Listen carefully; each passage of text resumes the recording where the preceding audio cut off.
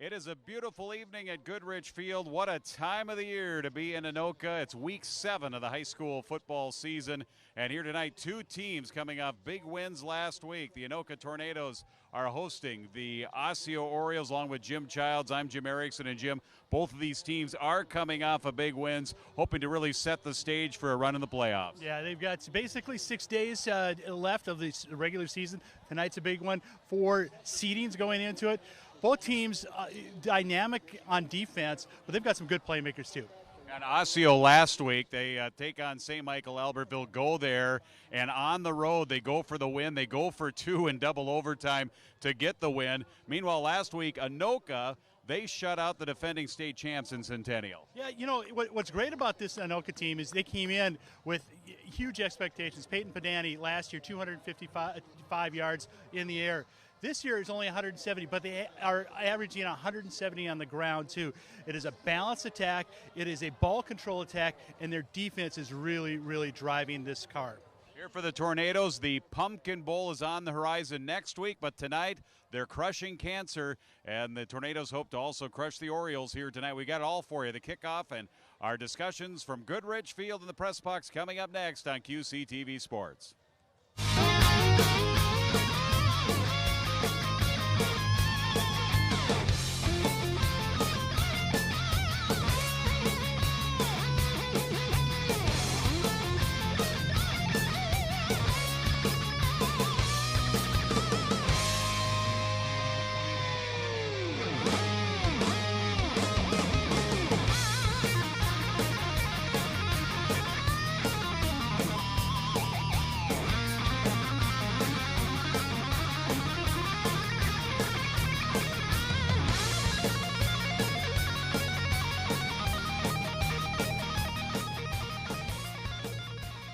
And you are looking live at Goodrich Field, the Osseo Orioles and the Anoka Tornadoes tonight. It's the Jim and Jim show tonight. Welcome back here up in the press box now as the Anoka Tornadoes are getting ready to kick the ball away to the Osseo Orioles. A year ago, Jim, it was 44-10 in favor of Anoka. They went 3 years without playing because they were in different divisions. And prior to that, in 2019, Osseo defeated Anoka 27-16. Daniel Komich is going to kick it off here, number 90 for the Tornadoes. They're in the dark uniforms, the white and the orange here for the Osseo Orioles. And this game underway from beautiful Anoka on a beautiful fall evening here for week number 7. And on the return, Iggy Cooper to the 30. Nice return, cuts back 40, 45, 46, and what a start here for Osseo. Yeah, what a great return. Great vision by Zamir Johnson as he was able to cut it up, and he has been an excellent return person all year long for the Orioles. All right, let's get a first down and 10 here for the Orioles. Their starting quarterback is Wes Kranz, 6 foot, 160-pound senior. And they'll send Cooper in motion. 2 wide receivers, more of a conventional set here for Osseo. Wing left here for the quarterback Kranz. 1st and 10 from the 46-yard line, and they'll give it to Cooper, and he's got speed. 50, 45, 40 to the edge, 30 into Anoka territory, down to the 25-yard line, 30-yard pickup. So first of all, the big kick return by Johnson, and now Cooper, numero 0, with a nice run across the formation, Jim. Yeah, what a dynamic player. Leading the team in receptions, leading the team in touchdowns, and when he gets the ball in his hands, he is electric. For the defense, they have to know where number 0 is, and they're just going to have to mark him the entire time. Wide receivers starting tonight, Cooper, Johnson, Bozen's the tight end, Jonathan Wills here for Osseo as the running back. And the quarterback, Wes Kranz. Kranz, 612 yards passing on the season, and he'll keep it this time off the left side, and he's down the sideline and into the end zone. He dove. Is he in? No, out of bounds at the 1. Gain of 24 yards and a first down, and Osseo is on the doorstep here.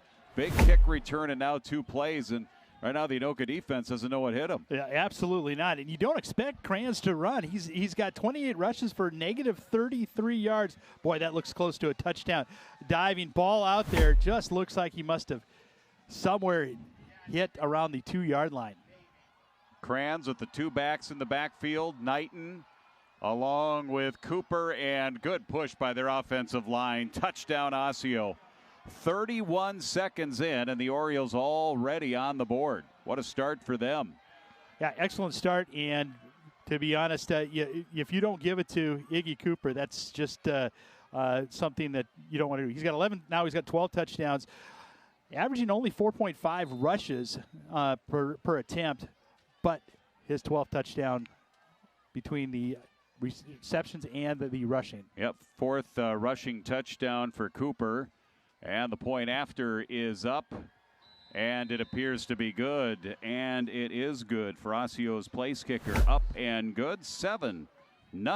Just like that here, and Anoka has not touched the ball. Well, what's amazing is they pitched a shutout against Centennial, a good running team last week, and 3 plays and in the end zone, all on the ground for the Orioles. Well, it's obvious here that Osseo is coming in here with all kinds of confidence. They had lost 3 in a row. They lost to Centennial 36-14. Then last week they fell behind 14-0 to St. Michael Albertville, and then scored 21 unanswered in the fourth quarter to take a 21-14 lead, only to have St. Michael Albertville score in the fourth to tie it at 21. It went double overtime, and Iggy Cooper had the winning touchdown, and they went to him also for the winning 2-point conversion. And they won it at St. Michael 36-35. And I think they just took over right where they left off, Jim. Yeah, absolutely. And confidence is such a big deal with this when you know that you have a chance and all 11 are working at the same time. So excellent start for the Orioles. Ethan Witcher is the kicker, and he kicks a short one. Parker Seaman, the short man, as it was short. Then he ran at his own guy and got tripped up by a tornado. And Anoka will have it first down at their own 36-yard line. Now it's going to be up to Peyton Podani and the Anoka offense to see if they can answer here down 7-0, 34 seconds into this game. Yeah, the leading tackler for Anoka got another tackle on that one as he was the one who took down the returner. I have Luke Duchesne as their leading tackler. Is that who you're talking about? Yep, number 7, yep. First down and 10, 2 men in motion. They'll set in the slot right side here for Podani, and he will swing it out. That's a wide receiver screen. The ball is caught by Trey Borchers, and Borchers will get close to a first down here for the Anoka Tornadoes. Borchers coming in, 27 receptions, leads the team in receptions, and gets a first down catch there. It'll make up a second down, gain of 8. Yeah, really nice job. Good use of motion, getting 2 receivers on the other side, 1 to block, and good sets up a very nice 2nd and 2. You see the Tornadoes wearing the pink undershirts, pink socks here. It's Crush Cancer tonight. Podani rolling, and that's incomplete, but that'll be a flag. Intended for Borchers, and the defensive back was on his back. Even before the ball got there, this will get the Tornadoes a first down. Yeah, Philip Sith just basically Pass tackled. Interference. Number 4 on the defense. 15-yard penalty from the previous spot. Automatic first down. And with Borchers is such a weapon out there. Big, tall receiver. You can see him right here. He's getting already just tackled, and 2 hands around him, and Borchers has got his hands up looking for it, and the flag came right after. Good first down. Mentioned Borchers, their leading receiver. That was his 28th reception on the season. 285 yards coming in with those 3 touchdowns. Anoka with a bonus tack-on penalty there on the pass interference inside Osseo territory now at the 39-yard line. Here's the give on the right side to Zachary Welch, their leading rusher. And he takes it to the far side out of bounds, gain of 2. And Welch on the season, 871 yards rushing, averaging 7 a crack. And he has 10 rushing touchdowns on the season, Jim. Yeah, he is dynamic. You get the ball in his hands as much as you can. They try to limit him to 70 plays, believe it or not. Personal foul, face mask. Defense, number 21. 15-yard penalty from the end of the run.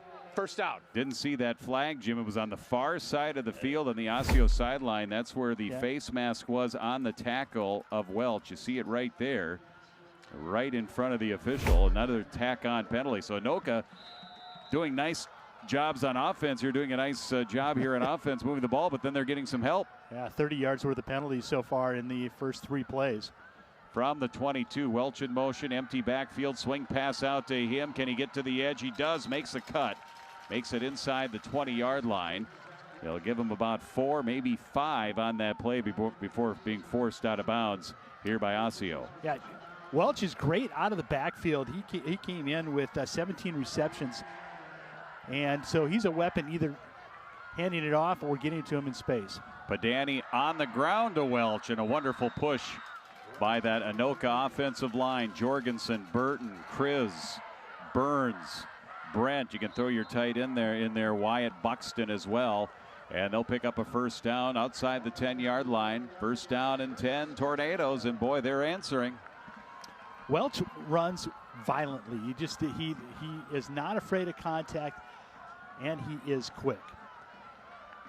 Padani, it's the Padani pistol here for the Tornadoes. 2 receivers right, 2 to the left on the short side. It'll be Padani right back to Welch. Makes a cut, tackled at the 5. And that'll bring up second down. And again, they can get a first down at about the 2. Yeah, nice hole up front again, and hanging on by the shirt tail was the linebacker for Osseo.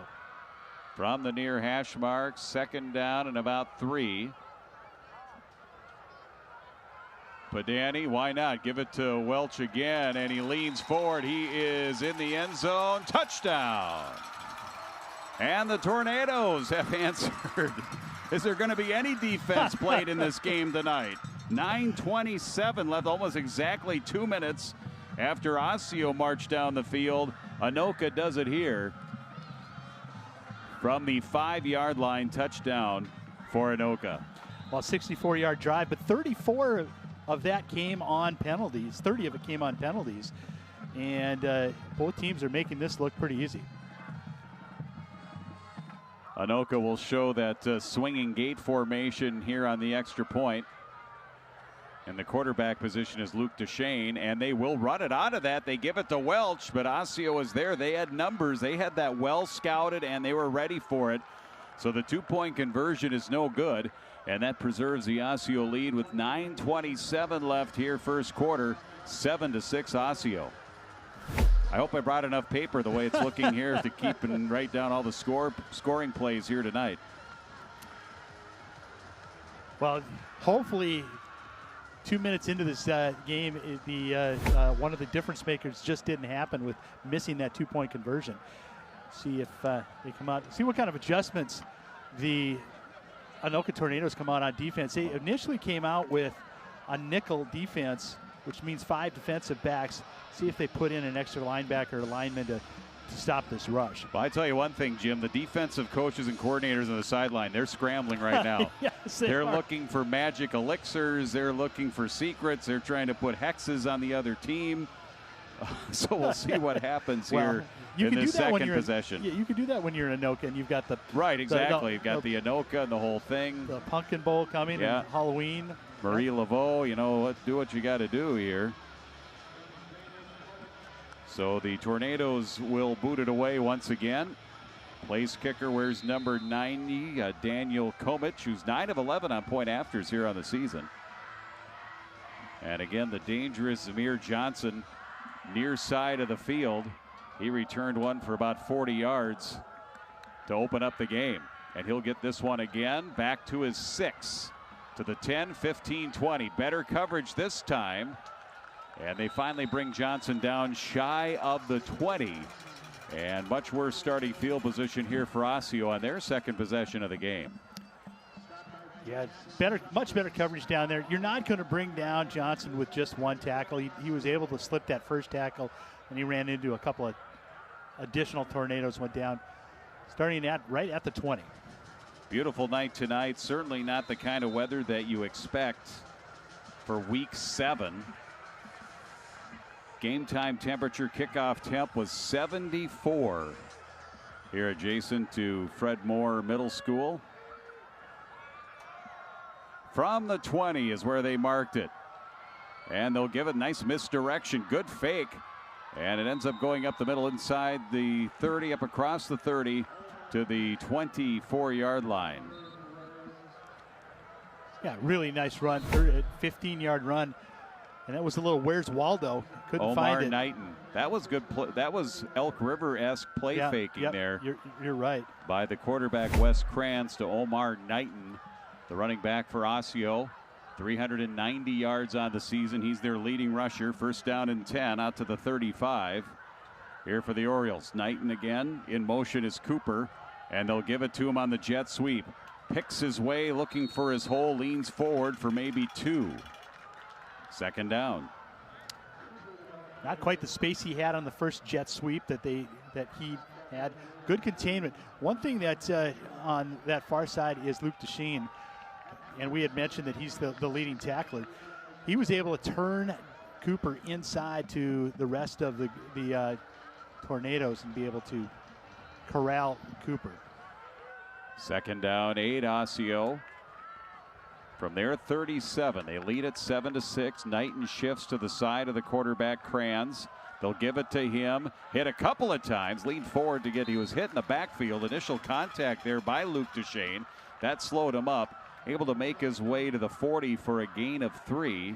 3rd and 5 for the Orioles. Yeah, really unique starting positions. They had two outside linebackers basically waiting for Knighton, and good penetration right up front.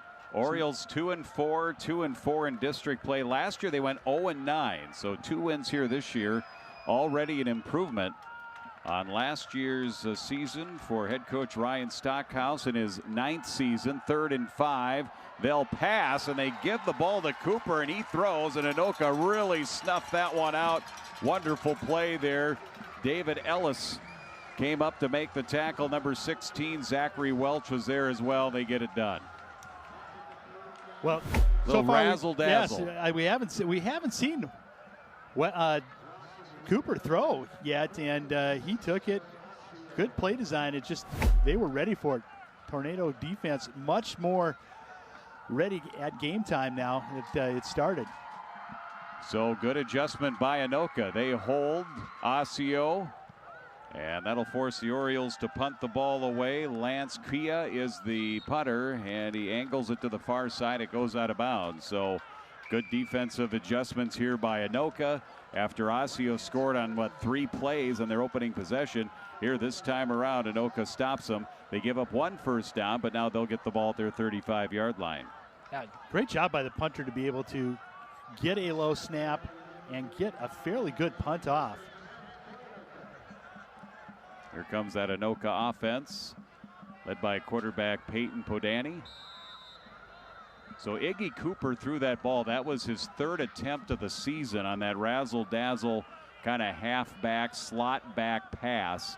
He does have 1 completion on the season, so they've tried that play before.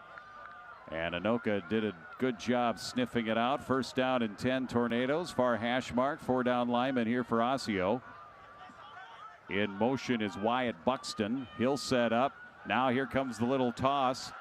And a chance for the Tornadoes to get to the edge, and they do. Out across the 40 to the 45-yard line for Trey Borchers, their leading wide receiver, showing he likes to run with the ball as well. Get him the ball in space and close to first down.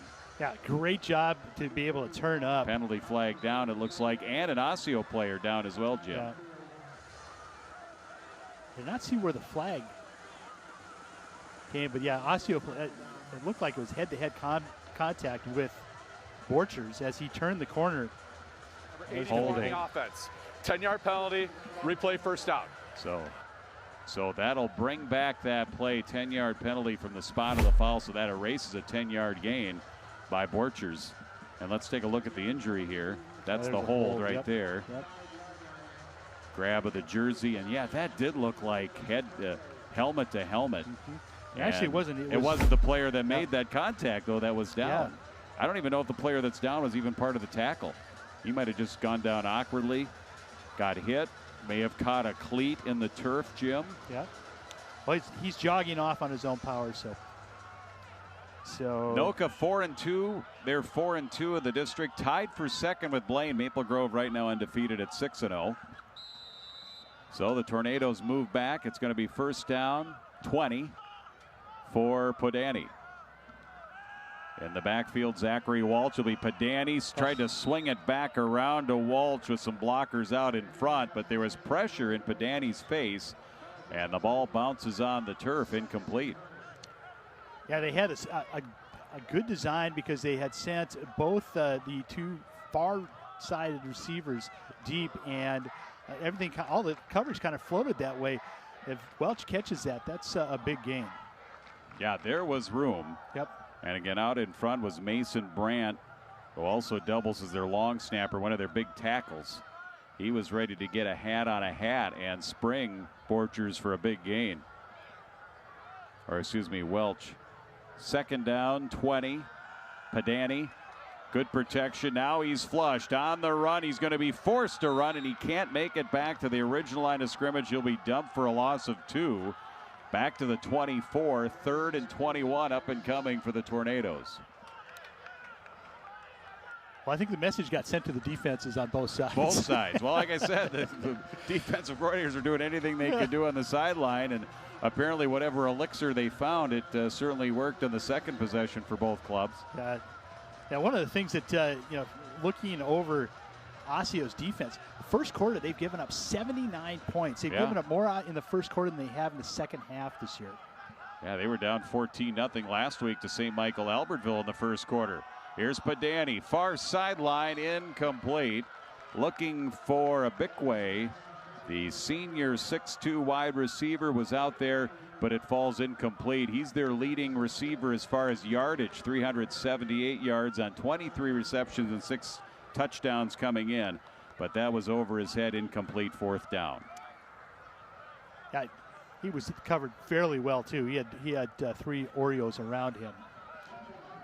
And so another 2 3-and-outs after Who'd thunk it? Yeah, after the track meet started.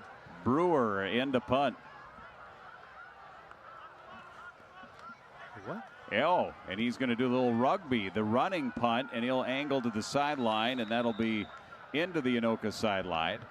Osseo will end up getting decent field position. Looks like they're going to mark it in Anoka territory at the Tornado 45-yard line with 5:34 left first quarter. It's 7-6. Osseo leading the Tornadoes. Back-to-back home games to close out the season here for Anoka. And, of course, next week it'll be Wayzata here, and, of course, that's Pumpkin Bowl. Yeah. And we'll have that for you live right here on QCTV. So they're going to move it up to the 40. There was some confusion on who had the call.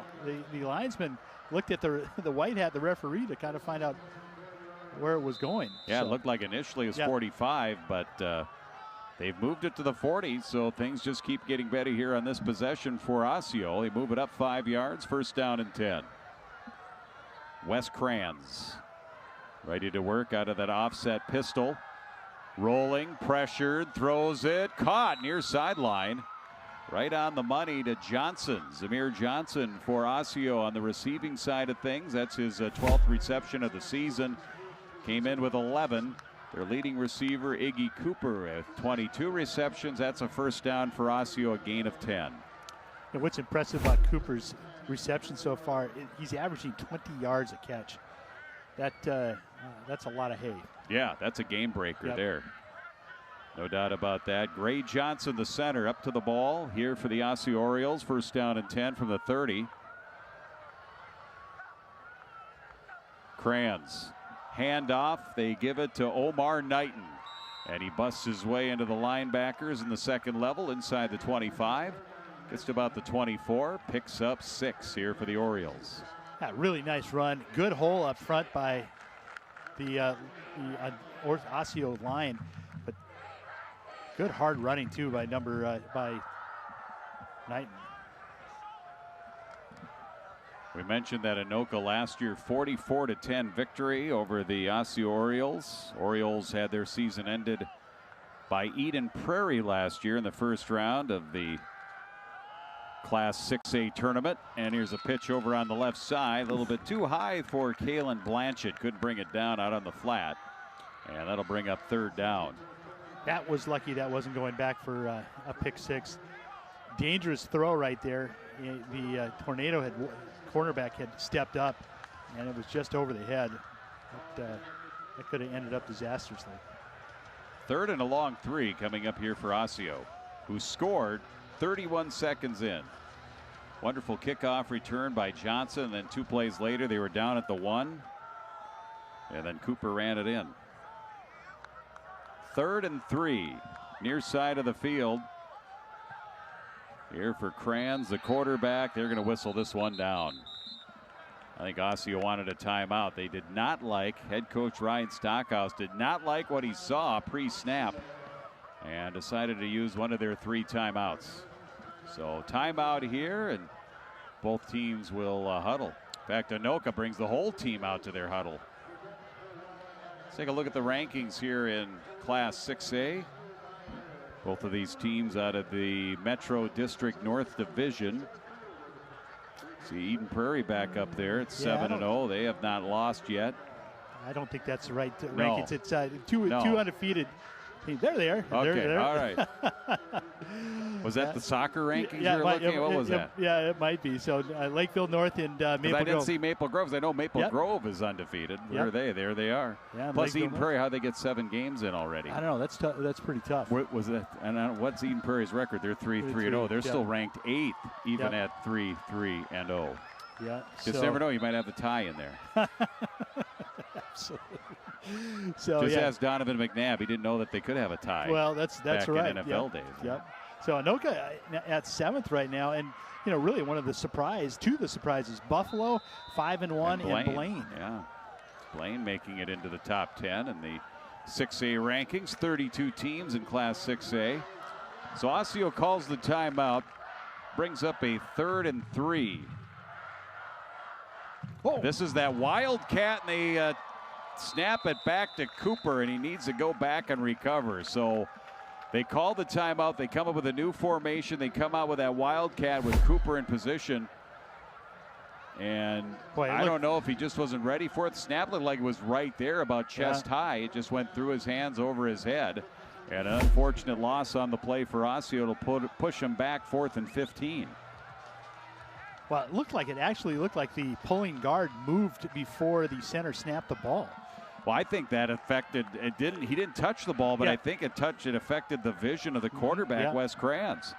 4th and 15. They're going to go for it. They're setting up a middle screen. It's caught, but it won't be enough for the first down. Isaac Johnson was the receiver on the middle screen. He did not get back to the original line of scrimmage, and now the Anoka defense holds, and they'll get it at the 31. What a great job by Aaron Knapp, the defensive back, able to sneak through a couple of potential blockers and just not allow him to gain any speed. And they dropped him right where he caught it. I don't know the last time we had as beautiful a night for week 7 in the Minnesota high school football season. October 10th, Thursday night football. And Anoka down by 1, getting the ball here in their 3rd possession. They'll go on the ground. Welch, hard running. You mentioned he runs angry. He's tough to bring down. 2 hard-fought yards. There on the run by Zachary Welch. It'll be 2nd and 8. He's a fantastic football player. You could see a little of emergence last year with when he was in the backfield, but he was sharing it last year with I'm blanking on the running back's name, but he was a good one.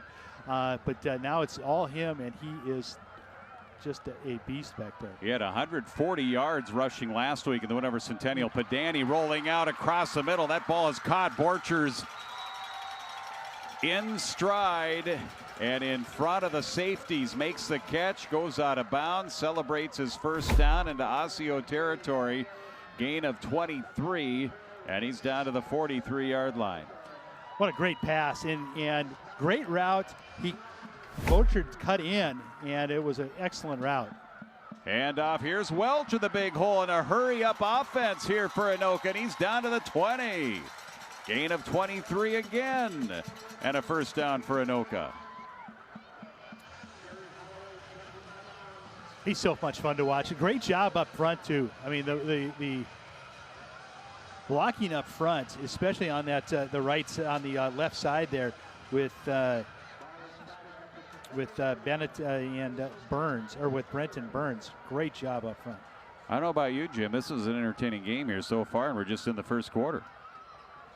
Padani to pass, little shoulder fake, being pressured, gets away from one man. He's on the run to the end zone. He's got a man caught. Touchdown, Charlie Hendrickson. And what a play by Podani. He escaped a sack, and then he created space and allowed his receiver to break free into the end zone. It's Padani to Hendrickson, 23 yards. Touchdown, 21 yards to be exact, and Anoka's taken the lead. What a great job by Padani to improvise, get out of trouble, rolls out to the right. He is good as he throws to his right, and he laid a dime to Hendricks. So Charlie Hendrickson, the 6'3" receiver, went up and got it. And on the extra point, they go with the swinging gate, and they throw it into the end zone, and it's a catch and a 2-point conversion. Austin Meyer with the catch. And our score is 14-7. They make up for that missed extra point earlier. Great job. And excellent catch by Hendrickson. Charlie had 5. It's his 6th catch, first touchdown of the year. And Padani dropped it over because there was a defensive back there. He had to kind of drop the dime, get it up over and get it over him and then down to his receiver. And like I said before, it doesn't hurt that Charlie Hendrickson is 6'3". And he went up, got it, brought it down, touchdown, 2:58 left first quarter, 14-7 for the home team. Well, that's when you can balance the run and the pass like they did and you've got Zach Welch back there. The defense has to stay honest. You've got excellent. I mean, we haven't even we've had one pass thrown to Mbikwe, who's the second leading receiver, but. You Charlie Caden Band's got a catch. Hendricks touchdown. Borchers and Welch has got a catch so far. So it's you're using all the tools in the tool belt. Komich to kick it off here for Anoka. They'll be wearing their Pumpkin Bowl black uniforms next week, I assume. Wednesday night against Wayzata. And a kick towards the sideline, and it just did bounce out of bounds. They are not afraid of kicking it towards Zamir Johnson, who had a good return earlier, but this one will go out of bounds, flag down for kick out of bounds, and Osseo will start with decent starting field position here, now down by 7. They'll go to the 35, so it is. Last week against St. Michael Albertville, 36-35 in overtime here for Osseo.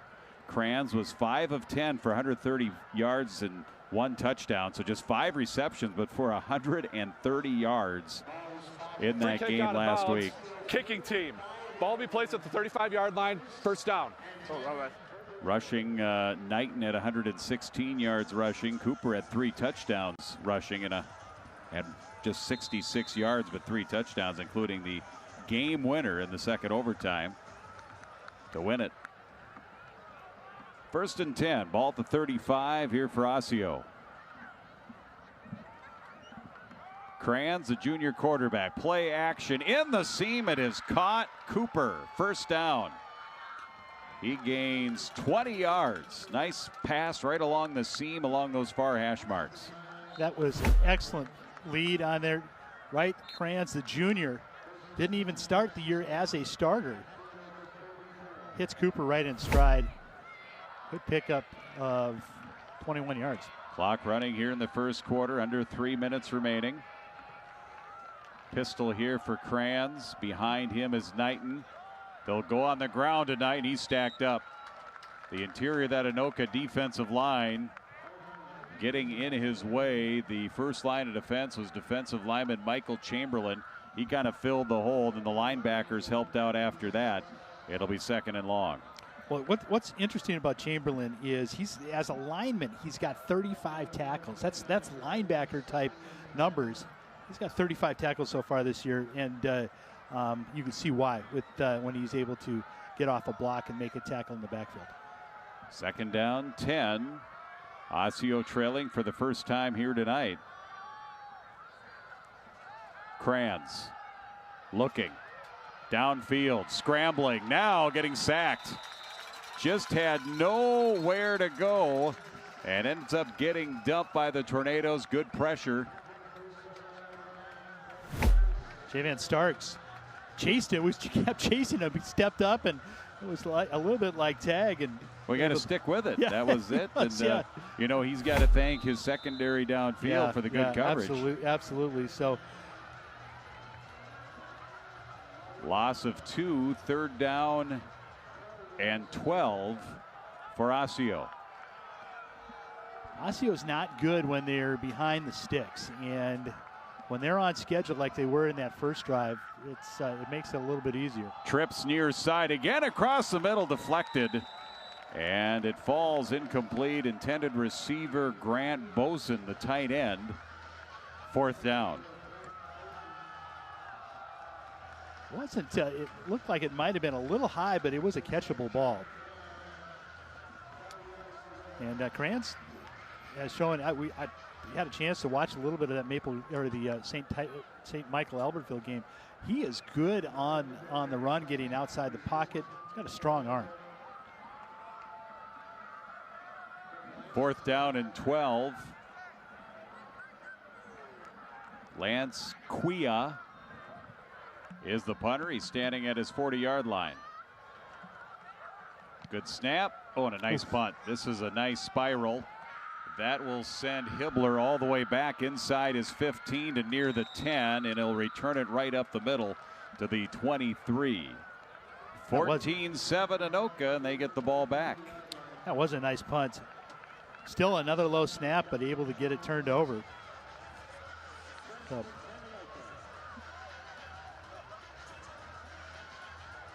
turnovers for both teams have been kind of an issue.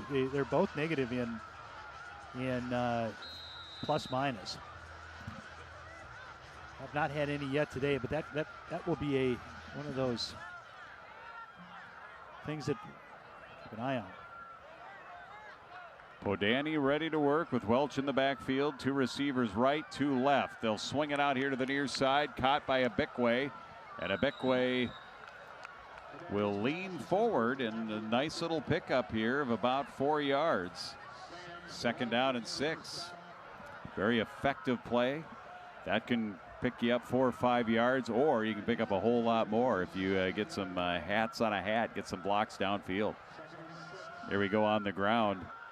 Zach Welch to about the 30. They might give him the 31 as he leans forward. 3rd down and short. Well, 3rd down and short is better than a couple of drives ago when they were 3rd down at 22. And not trying to state the obvious, but when they're able to not have an incomplete pass on 1st down, it just makes it so much easier to be able to make decisions whether you want to go for it on 4th. Pink sleeves, socks, and gloves here tonight for Anoka. Crush Cancer Night. Podani with time, rolls out, throws across the field. He's got Borchers wide open to the 40, 35, breaks a tackle, still going to the 20-yard line. 49-yard pickup. Down to the 20 of Osseo. Great vision by the Anoka quarterback, Peyton Podani. And again, able to get flushed out of the pocket, but the offensive line continued to protect, and it gave him time to find Borchers. Yeah, as soon as he threw it, just looking, there was nobody around Borchers at all. He just snuck out and was completely alone. And that is the last play of the first quarter. What a play it was. Nearly a 50-yard gain, setting up Anoka near the red zone as we go to the second quarter. 14-7 Tornadoes.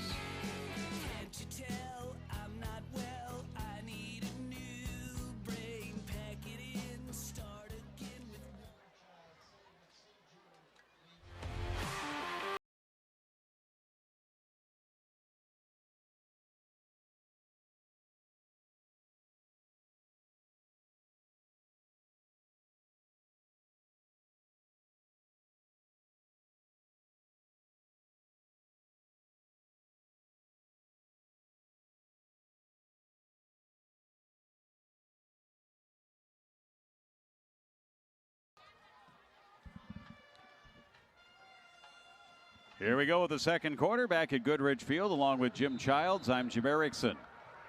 Anoka now left to right. They are at the Osseo 20-yard line. First down and 10 after the 49-yard pickup to Borchers. On a scrambling throw by Padani, man in motion. It's on the ground. It's Zach Welch. And he will tunnel his way for about 3 to the 17. 2nd and 7. Nice little misdirection. Looked like you could possibly go with a jet sweep, and instead hand it off to Welch going up the middle. Kind of freezes that outside linebacker. 2nd and 8. This time a pass from Podani. Fade to the end zone, and it's incomplete. Looking for a Bickway. And he was jousting with the defensive back. By the time he turned around, it was over his head and incomplete. Padani now with 113 yards through the air in the first quarter, unofficially. But good start to the game. Well, your numbers are more official than mine, because I have none. So we're going with yours. 3rd down here at 7.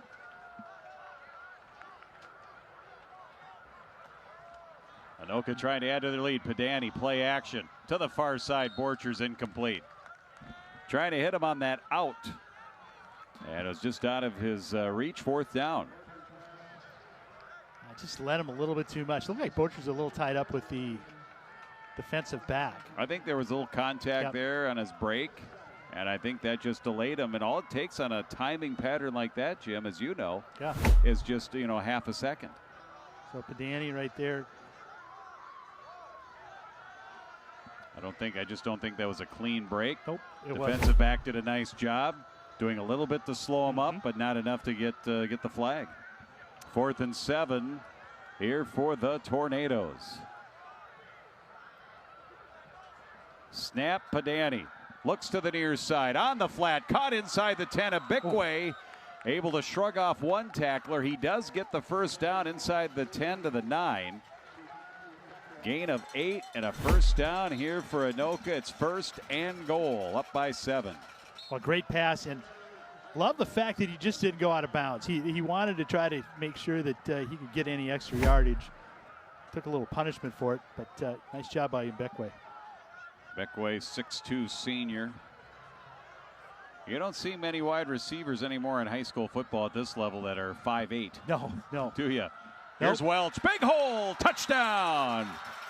Welch basically untouched from the 9. And Anoka's back into the end zone. Well, he was, like you said, untouched. Great job again on that right side with Buxton and Chris and Jorgensen, just taking care of business. Zach's second touchdown. He's got 63 yards, 9 carries, 63 yards. All right, extra point. Brent's the long snapper. Holder is Borchers, the kicker Daniel Komich, and he puts it through. 21-7 Tornadoes. Just an excellent job up front on blocking. See right there, just turning everyone away. He did not get touched. And as hard as he's running, there's no way an arm tackle was going to bring him down, even if he was. Well, if you're just joining us, Osseo scored, and you would have had to join us right at the beginning of the game, because if you even blinked, went to the refrigerator, we're still doing the dishes or whatever you might do in an evening here. Osseo was into the end zone before you knew it. 3 plays, 2 big ones and a kickoff return, and they scored on a 2-yard plunge. But then ever since that, the Anoka defense has stepped up and their offense has answered, Jim. Yes, it has. You see a picture of Bo Wustrick. He has really turned the culture of this program around.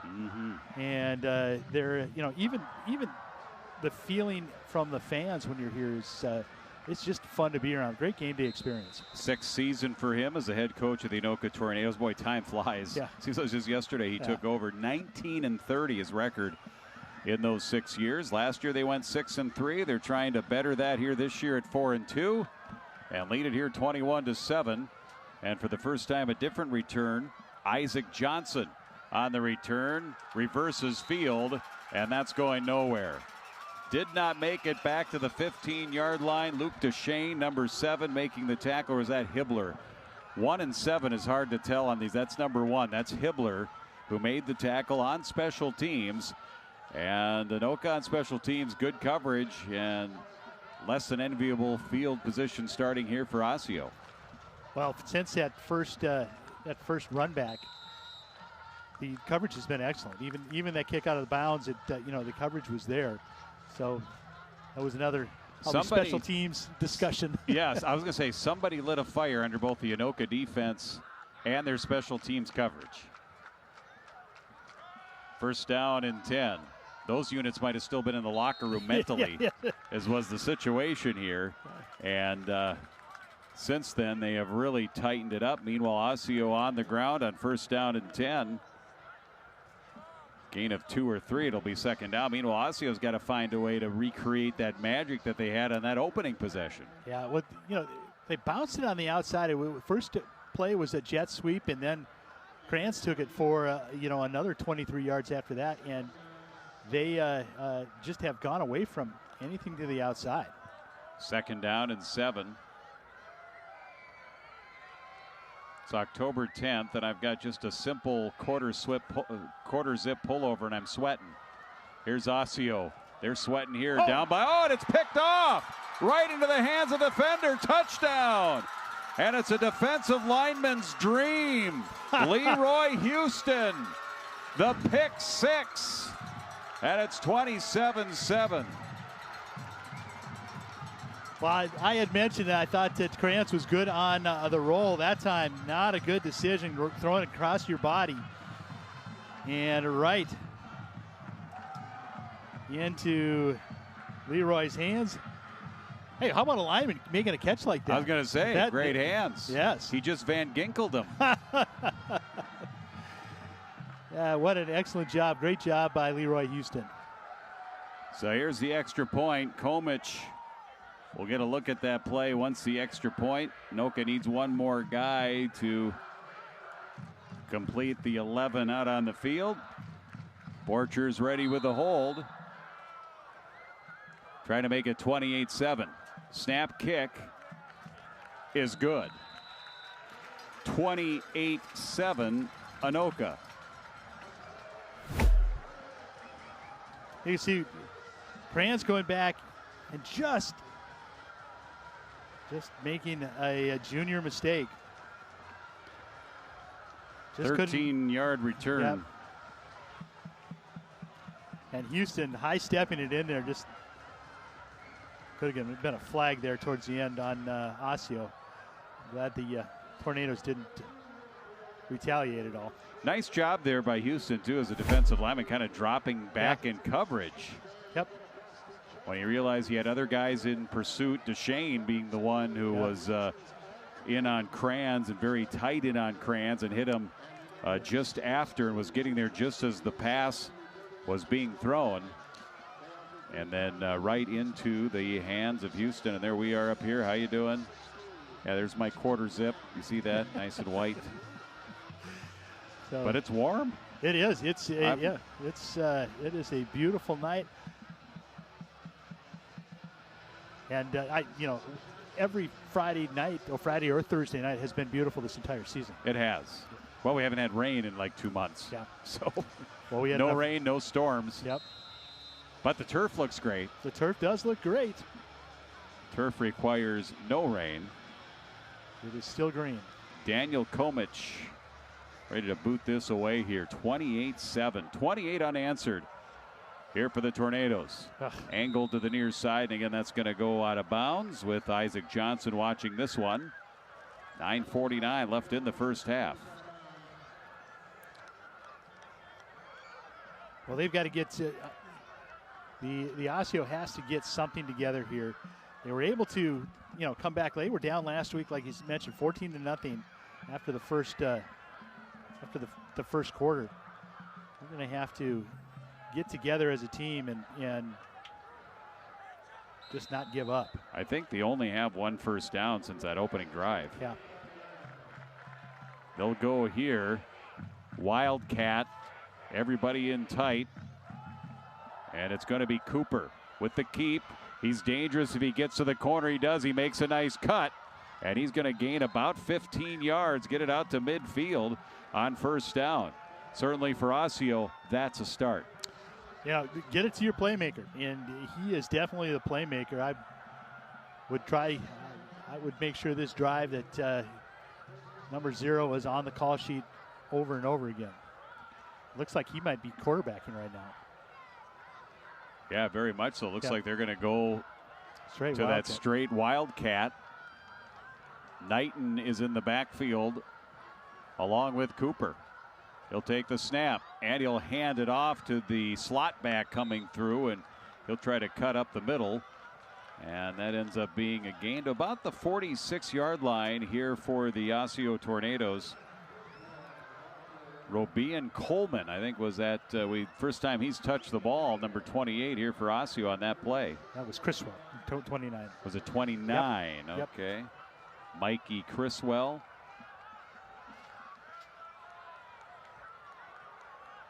He's a sophomore halfback. Second down and 6. Knighton off to the right side. And this is giving Anoka a little bit of a different look here. They're crisscrossing and zigzagging in the backfield. They have to worry about Iggy Cooper and how dangerous he is with that direct snap. They got to worry about Knighton. And then they got the slot backs and the wide receivers coming through in the reverses. And that picks up Osseo's first down. Osseo averaging only 110 yards on the ground so far total offense this year. They are getting close to 100 right now for the day. First down 10. Cooper picking his way, waited for the hole to develop, and he's going to gain close to 10 yards. Well, this is working. This is, we'll see what kind of chess match goes back as Coach Deneke, the defensive coordinator for Anoka, will try to match some wits. Ryan Stockhouse on the other side, the head coach of the Orioles in his 9th year, took over when Darren Lampker left for Edina. And then Lampker ended up at his alma mater, Augsburg. That's also Ryan Stockhouse's alma mater, the Augsburg Aggies. And on second down and 1, another first down here for Osseo, and another run by Cooper calling his own number. And right now it's a little bit more smash mouth football here from these Orioles. Well, the best part about this is it's keeping the defense off the field. The defense needed a break. And getting some momentum back on there. You can see Iggy Cooper, just a tremendous athlete.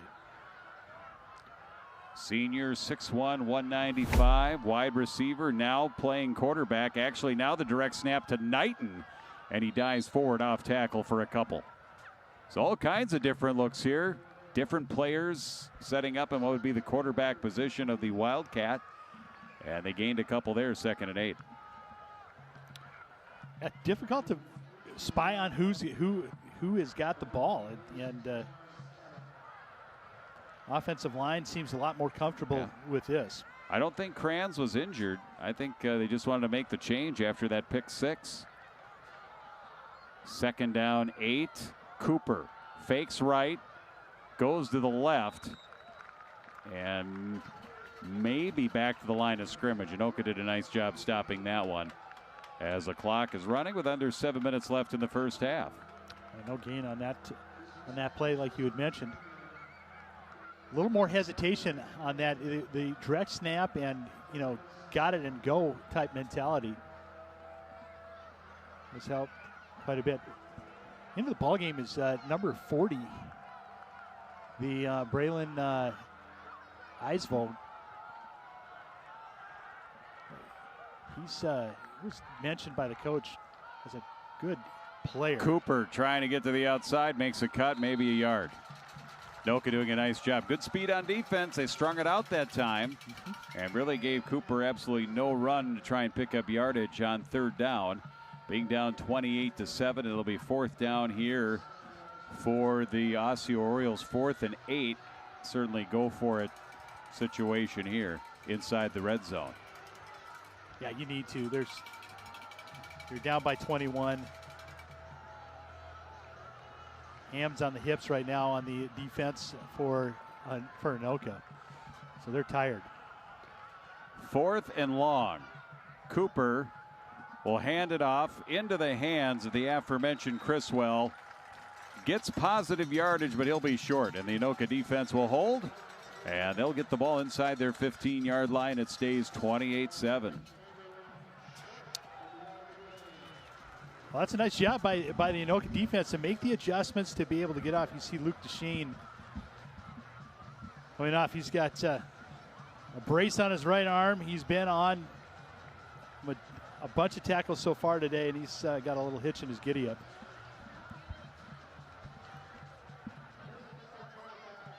Best possession by Osseo since the first possession of the game, but unfortunately for the Orioles, they come up empty. But Danny and the Anoka offense back out there from their 13-yard line. 1st down and 10, enjoying a nice lead here, 28-7. It's Welch to the sideline, lots of room, out across the 30, squares up his shoulders, runs over a tackler. Gary Holloway has a couple of interceptions for Osseo here this year. Will get credit for the tackle, but that was a painful tackle for him. Take a look at how Welch finishes. He is he's just not going to go down on, on sliding or go out of bounds. He's going to look for contact. Pick up a 22. 1st and 10, out to the 35-yard line. Badani getting in a position as running back here now. Brody Rush is out there, and he takes the handoff, and he gets around the corner. 45 midfield. He'll gain 14. And Anoka getting big chunks of yardage here on the ground here in the 2nd quarter. Yeah, nice job by Rush. He's the same mentality of just put your head down and go. Great blocking up front, especially by the wide receivers, as number 18, Hendrickson, out, who got a touchdown earlier, out locking up.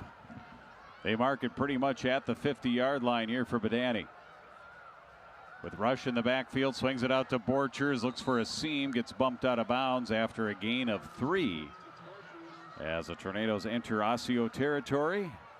And again, it was 7-0 Osseo early. Anoka has since scored 28 unanswered, and they lead it here in the 1st half.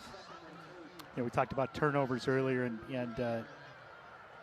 Anoka scored the last touchdown on one of the turnovers, so they're +1 so far tonight. Low-scoring game last week for Anoka, 14-0 over Centennial. Ebikwe, 60-yard reception from Podani, and Welch, a 2-yard run, the 2 touchdowns for Anoka. Pump fake Podani, down to the near side, caught by Hendrickson. He went up and got it, and then he got hit, but he holds on to the ball. Witcher with the tackle. But there's Charlie Hendrickson, makes the catch. He had the touchdown reception earlier and makes a nice catch here for an Anoka 1st down. Yeah, a little pump fake and then right into the seam, right in front of the corner. And he needed all 6'3" of his frame to be able to catch that one. 1st and 10, Padani. On the ground, it's Welch. Through one arm tackle, through another one, and he's inside the 30 to the 28. You will not bring Welch down with arm tackles. That was very evident on that particular play, and he gained 6. Not huge in size, but he is so quick, and he just has such determination. Brings up a 2nd and 4. Coach has talked about just his motor and how his effort leads by example. Rush is in there at the running back position here for Anoka. Came in with 16 carries, 55 yards. Seeing some time here, 2nd and 4. Badani from the sideline gets that snap, rolling left side, throws it, caught. Borchers comes back for it, 1st down. To the 16-yard line, gain of 13, 1st down Anoka, and they continue to march. Their offense right now is clicking. Yeah, look at Borchers hadn't even come out of his break or just come out of his break, able to catch that. And this is what happens when you've got a 3-year starter at quarterback. Badani, Rush, he's able to escape a shoestring tackle, got back to the line of scrimmage, 2nd and long here for Anoka. Back to the line of scrimmage and got folded over. That kind of tackle, you always look awkward, but Rush appears to be okay as he come out of the substitution and brings Welch back in there at the running back position. Clock running, under 3 minutes left to go first half. There's been 1 3 and out, but since that second drive, Anoka has just been able to turn it on. Offensive line has been playing well, giving Padani time, just like here. Touchdown! Zachary Welch, who's been a power on the ground, but there to the air. And it's a 15-yard pass play. And 30 points here in the first half, now 34 for Anoka back in the end zone. Well, Welch just came out of the backfield on a wheel route. He was uncovered. Linebacker didn't pick him up. Nobody picked him up. And good recognition by Padani to land it right in his lap. Kick is good. For Welch, that's his second touchdown reception of the season. 15 yards. The Komich kick is good again. 35-7 here for Anoka. 2:35 left to go in the first half. And Tornado's having a good time here in the first half. This big crowd on hand tonight. You're right. So Welch so far through, just about through half, 92 yards on the ground, 2 touchdowns on the ground, and then he's got 2 catches for 20 yards and a touchdown. That's a pretty good half. Maple Grove put up 55 points on both of these teams. Maple Grove for homecoming for them, 55-14 over Anoka, and in the season opener, Maple Grove defeated Osseo 55-7. Maple Grove, as we saw, highly ranked at 6-0, number 2 behind Lakeville North. Yeah, and they are loaded again this year. Won the state tournament 2 years ago. It's when you think about the state tournaments the last couple of years, you think, or in 6A, you think about the old Lake Conference. Not happening. What about the Northwest Suburban Conference teams? Centennial, Maple Grove. The year before was Lakeville South. And the 2 undefeated, and the undefeated teams are out of the South Suburban and Northwest. Returned by Isaac Johnson. Works his way to the middle and ends up to the 23, where Osseo will have it. 2:29 left to go here in half number 1. Yeah, wins over Centennial. I think the most impressive win for the Anoka Tornadoes was against, Blaine a little bit, but the fact of how the defense handled the running attack from Centennial last week and shutting down the defending state champion, I think is probably their most impressive win so far this season. And that's what the Cougars are known for, their stout running game and ball control. And Anoka showing they can win games high scoring with high powered offense, or they can win it in a defensive struggle like it was last week. Oh. And this is going to be a sack. Good pressure by Anoka. Nowhere for the quarterback Krenz to go. Chamberlain again. Gets sacked. Yep. Chamberlain again. They're going to give him some forward progress, but still a loss of 6. Second down and 16. Definitely passing. You've got only 2 minutes and 9 seconds, 2 timeouts left. Anoka will get the ball to start the game, or start the second half, we should say. Second down, back to conventional offense here for Osseo after that Wildcat. Showed a lot of progress, showed a lot of promise on the previous possession. Here out of that pistol snap, they give it to Knighton. Gets a couple, 3rd and long, and a timeout. And I think the timeout is that Anoka that took it? Yep, Anoka took it. See if they can. They're thinking about a 2-for-1 here if they get the ball back. Yep. So, said Anoka is finishing up against Wyzetta. Wyzetta 2-4, I think, coming into tonight. And they are. So definitely 2 winnable games. I think last year, if you talk to the coaching staff, they went into the playoffs 6-2 and a high seed. They ended up losing to Eastridge, who really caught fire, and ended up going into the quarterfinals, almost making the semifinals last year. 1-point loss. But I think able to take it. As you see the standings for Metro North, Anoka in second, Maple Grove undefeated, Blaine, Centennial. And a nice half moon. Yeah. Or is that a street light? I couldn't tell. Looked like the moon. It did. Sliced in half. 1:41 here after the Anoka timeout. Both teams with 2 timeouts remaining. 3rd and 14. Kranz pressured, throws it up for grabs, and it was almost picked off. He was just getting rid of it to get rid of it and avoid a sack. Joshua Ryther on the defensive side was closest to the ball and almost came up with a pick. 4th down Orioles, and Anoka will get the ball back with 2 timeouts remaining and time on the clock. Yeah, and that one was a long developing play that I think it was Johnson actually that threw that, number 12. Yeah, Isaac Johnson, the wide receiver. So they went to the Wildcat, and it just was not long developing. It was a long developing play that Anoka had sniffed out. Queha is the punter, standing at his 4. Good snap, pressure, gets it away. Line drive this time, still a spiral. Kibler at about the 50. Zigzags his way to the 45 and gets a pretty solid hit at the 45, but good starting field position here with Anoka and the way they've been able to spread the ball around.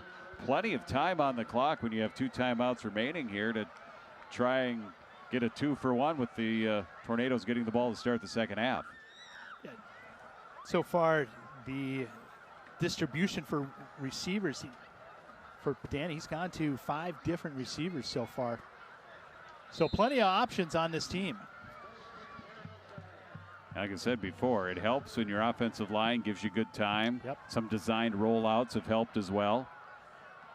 So here's Padani standing at his 50 from the 45, 1st down and 10. Welch is the back behind him. 3 wide receivers at the bottom of your screen. And he will roll out. Looking downfield, throwing it deep, and it's incomplete for a Bickway. Oh, and he was open. Oh. He was open, and how does a wide receiver like that get open like that? What a great route. Padani just put a little bit too much air under it. I think Osseo expected Anoka just to kind of dink and dunk, maybe throw underneath, pick up 10 here, 15 there, but they took the shot right on 1st down. Being aggressive. 2nd down that stops the clock with 1:18 left to go.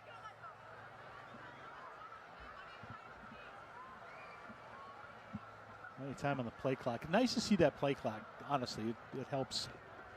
It helps the team. It helps us. Yes, it does. Gives us something else to talk about because right now there's 4 seconds left. 3, 2, and they do get it off. Padani to pass, being pressured from the outside. He's going to spike it down to the turf. One of the few times that they've gotten into his face here in a pass play. Good pressure by the Osseo Orioles. Alfredo Fowler, nose tackle, was up in there. And also one of the linebackers, Braylon Eidsvug, 180-pound junior, came up with pressure as well.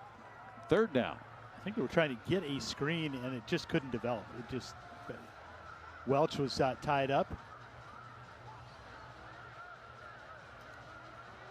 So now, 3rd and 10. 3rd and 10, you got a chance to possibly give the ball back to Osseo if you go to 4th down. Padani, 3rd down, deep for Hendrickson, and it's incomplete.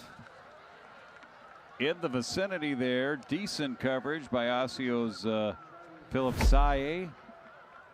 But now with 1:06, it's 4th down.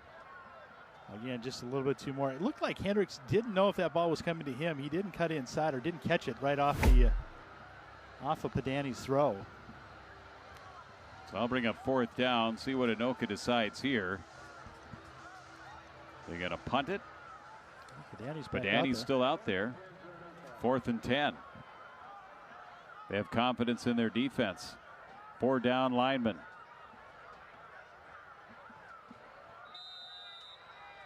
Now timeout.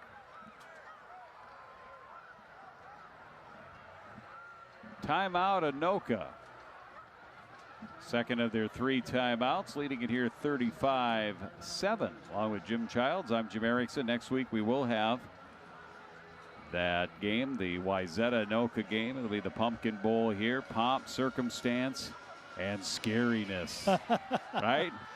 It is. I'm glad that QCTV doesn't force us to call the game in costume. Oh, well, yes. Because I don't know how I would respond to that. It What could would be, you could be a little dress bit of a wild card. Yeah, well, yeah. I would dress up as a play-by-play announcer. I think that's a legitimate. I mean, there are people that. Yeah, they do it. You come with a headset. I can't count on 2 hands the number of kids that have come to my house in my neighborhood dressed as a play-by-play announcer. And of course, they don't know what I do for a living, so hey, you can have all the candy, guy or girl. Go ahead. Well, you wondered on that timeout whether they were thinking, should we punt or should we not, or was it a different play? So it looks like they're going to keep 2 deep safeties for.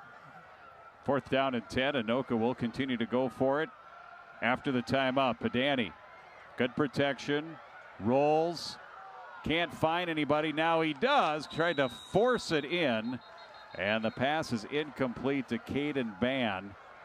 And a good coverage again. I think that was the safety man that came across, Philip Say, who had the coverage on the previous deep play. And we have an injured Osseo player down as well, as you see out on the field, number 96. Miles Castleberry slow to get up with 57 seconds left, and Osseo will get the ball near midfield. Say has had a couple of nice plays out there. He's been picked on a little bit, but that one was an excellent defensive play. I'd like to see Padani get rid of it just a little bit earlier. So the Pumpkin Bowl last year, I don't know if you. I was here, but I don't remember what happened.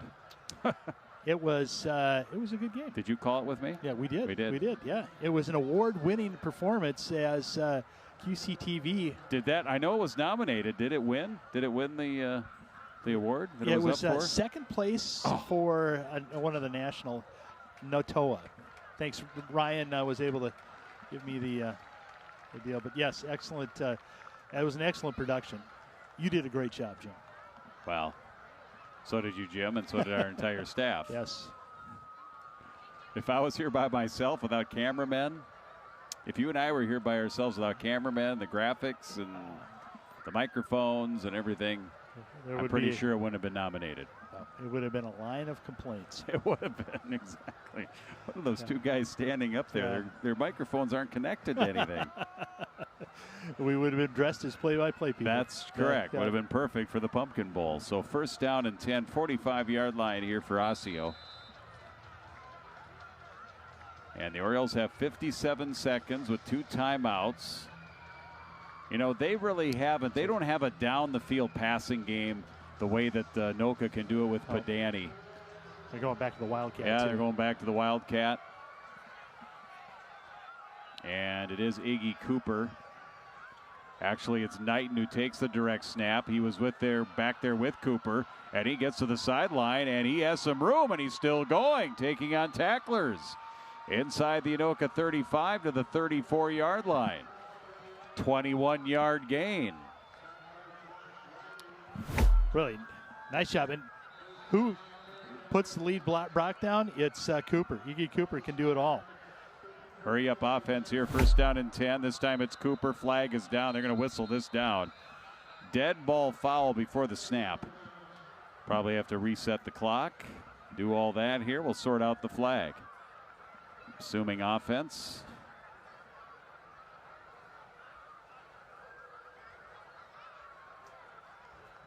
I didn't get the call from one of the Orioles shaken up. Full start. Number 60 on the offense. 5-yard penalty. Still 1st down. Isaac Johnson was shaken up on the play. I don't know if somebody got up into his mask. He was kind of doing something with his helmet or his face.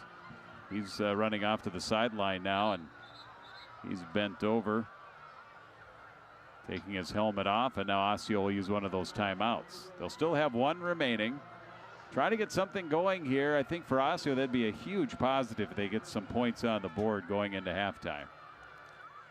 Yeah, and even if it's a field goal, as long as you get some kind of return on this drive. You know, they were down at the 16 last 2 drives ago. Right. Had a chance to cut, and the Wildcat just started to condense. And I think that's one of the things.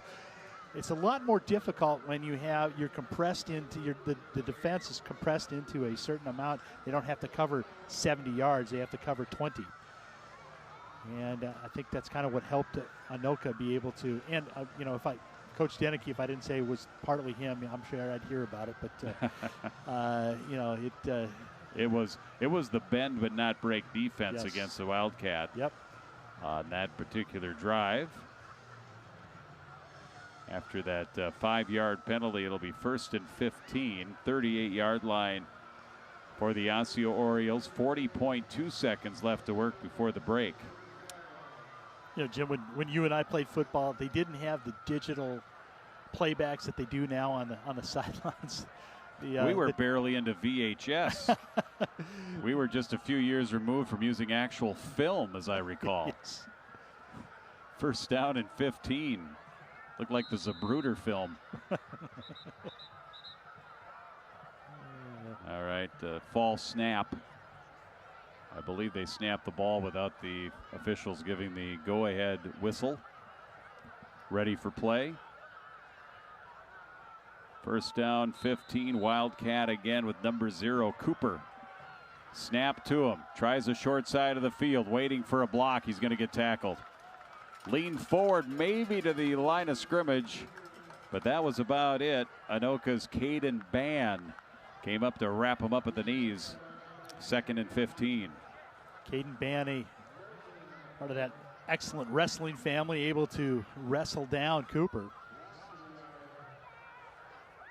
So stop clock here. He's able to get out of bounds. Braden Eidsvug is back in, shuttling the plays here. Number 40 for Osseo, again from that far hash mark. 2nd down, 15 to go. Oh, bad snap, goes on the ground through the hands and the wickets of Cooper. He picks it up but will be tackled in the backfield. And Osseo will spend that last timeout here. Well, that was Ban again. He's everywhere. He is. So good. So did Anoka take the timeout, or did I assumed Osseo. Osseo Yes, did. Osseo. Osseo did, yep. So it'll be 3rd down and half a football field. Osseo, you know, last week's win against St. Michael Albertville, that absolutely had some steam coming in. And somehow they've got to kind of regain it. You know, just looking through as I was doing research on teams, they just really struggled in the first half, keeping it close. In the second half, you know, they scored a majority of their points in the second half. 28 points in the 3rd quarter, 49 points in the 4th quarter. So this isn't done yet. No, Osseo is a second half team. Yep. You know, just that game against St. Michael Albertville, they scored 21 points in the 4th quarter. And I'm sure Anoka knows that. Yes. They watch that tape. They know that this Osseo team has been rallying in the second half all season long and have been scoring the majority of their points in that second half. So you can see why Anoka was wanting and thinking about getting that 2-for-1. Yep. You want to stack as many points as you can, you know, bank those points going into the second half, knowing that Osseo has been a second half team. 3rd and 21 now for the Orioles. Out of timeouts now. Snap goes back to Cooper. He's running, racing, getting away from a couple of tornadoes. One tornado just, as we say in hockey, toe-picked. And I think he hurt his leg on the turf as Cooper ended up going out of bounds near side, but he was short of the 1st down. Is that Javen Starks, 99? I saw that happen too, and it looked like he caught his toe on the turf. One of those turf monsters coming up and grabbing him, and hope that it was nothing serious here. He's one of the outstanding linemen that defensive linemen that Anoka has. He's made a couple of plays tonight from that position. He certainly has. 24 tackles coming into this game. He's got 2 fumble recoveries, 3 tackle for losses. And see right here if he just kind of got, I don't want to speculate on the injury, but his foot just stuck. Which, of course, doesn't happen as much on this newer turf. Of course, the old turf, like at the Metrodome, the old AstroTurf, that would happen all the time. I shouldn't say all the time, but it happened often, and it was a danger of that turf. And this is a good sign. He's able to walk off under his own power. Well, I think without any kind of a visible limp or anything. I think this turf actually does probably prevent injuries, especially with how. Fourth down, they're going for it. Ball up for grabs, knocked down. Krenz going deep, looking for Zamir Johnson. Anoka had good coverage. 7.9 left, and the Tornadoes will get it. Now, that doesn't mean that turf is perfect. Grass isn't even perfect. Nope. I mean, they were complaining about this field turf. Remember the old turf that was at US Bank Stadium? There were a lot of non-contact injuries.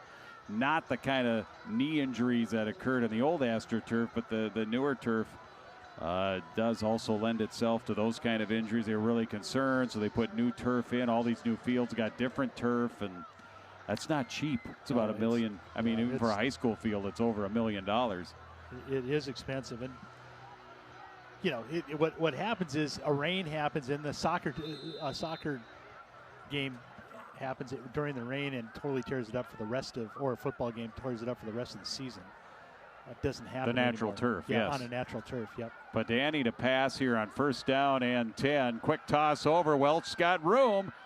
Hurdles a tackler, still going in the secondary to the Osseo 33-yard line on the final play of the half. What did he gain? 33 yards. 13, 33, 35 yards inside the 35-yard line. And that is the final play of an entertaining first half here from Anoka and Goodrich Field. Week number 7 of the high school football season. And Anoka will head to the locker room and head to the break here, leading at 35-7 on QCTV Sports.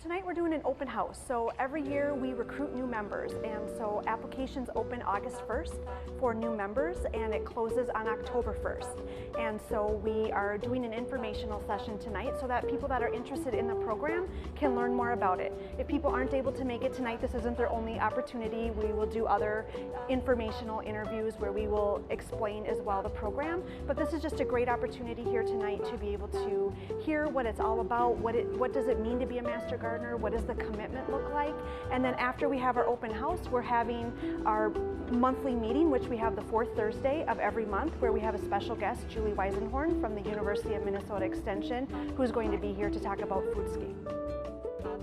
I love being a part of the Master Gardener program. I joined the program just because of my love of gardening.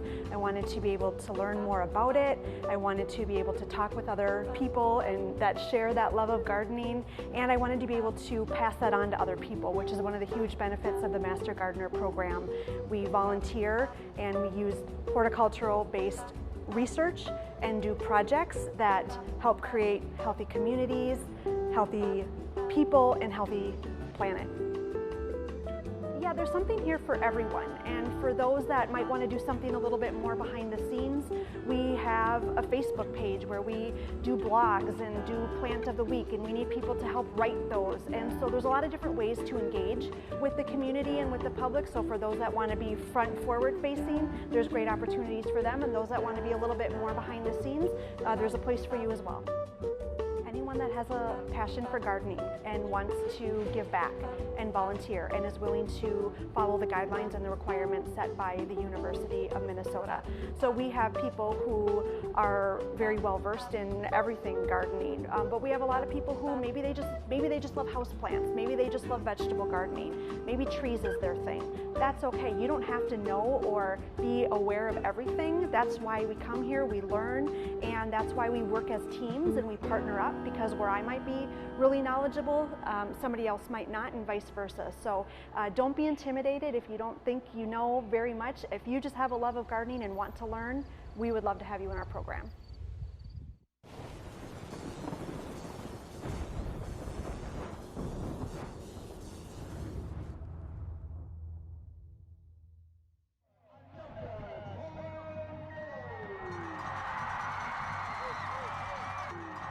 The Anoka Tornadoes are led by Bo Werstrick, coming in with one of Minnesota's best offenses. They are led by quarterback Peyton Pedani, a senior entering his third year as a starter. The Tornadoes are one of the best teams to watch in 6A. The Tornadoes finished with a 6-3 record last year and looking for a long run in this year's playoffs. The schedule includes two of the past 6A champions, Maple Grove and Centennial. Pedani will have one of his favorite targets back, wide receiver Trey Borchers, who had over 40 receptions in 2023. The Tornadoes' defense will be led by linebacker Luke Desheen.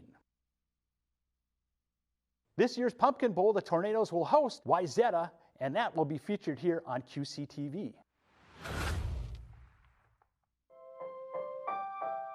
Hey guys, I wanted to try something new lately, so I decided to go to the City of Ramsey's website, their Park and Rec page, and I decided to try out intro to archery. Let's go see how I did. The fun thing for us as coaches is that first end when we actually teach them how to draw the bow and to release and shoot their first arrows. We see a lot of misses. We see the arrows go flying and the kids kind of go, oh wow. And then as we start to make adjustments as coaches, we start to see less arrows move beyond the target and we see more hits on here. So that's like one of the most rewarding things for me as a coach is being able to see improvement and help that, Hope used the word, aha moment. That's one of our big things is seeing those aha moments or hearing a child on the line say yes when they hit the X, you know, it's super rewarding. Hey Leslie, it was your Yes. first time shooting a bow, what'd you think? I am weak. You have to be strong and you're pulling back. It's like harder than, the tension is harder than you think. I think I did pretty well. My last one was in the blue. I don't remember when my third one was. I'm happy. I just honestly, there's so much like self-improvement. I don't know if you put it that way, but I've learned so many lessons just coming up through it. And then being able to just help other people reach those, or like have like an aha moment, like they figure out something that transforms their shot for the better. Helping people get to that is so satisfying. It's so great. It's just really cool to watch. The instructors were really nice and talked us through all of it, giving us tips on how to hold the bow, a good stance, and to think about the wind.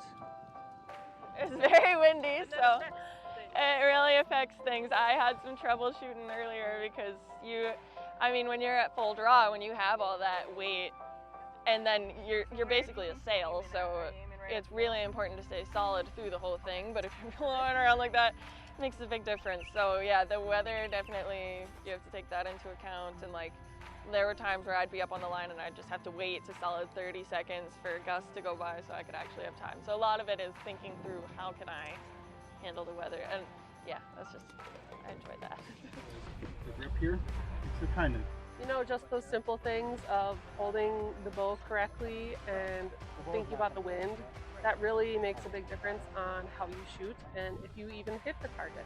So, just things that make sense once you actually know how the sport works.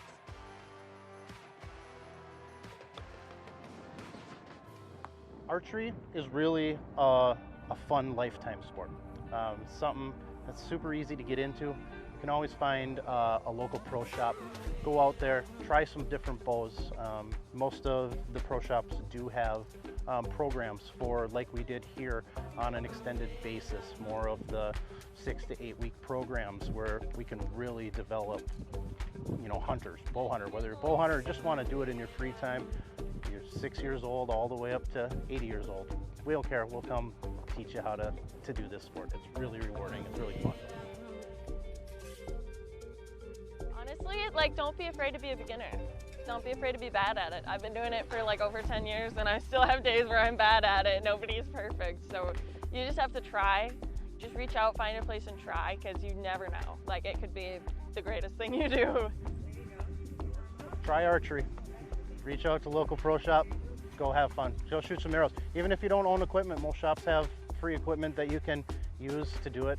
Go try it. It's a lot of fun.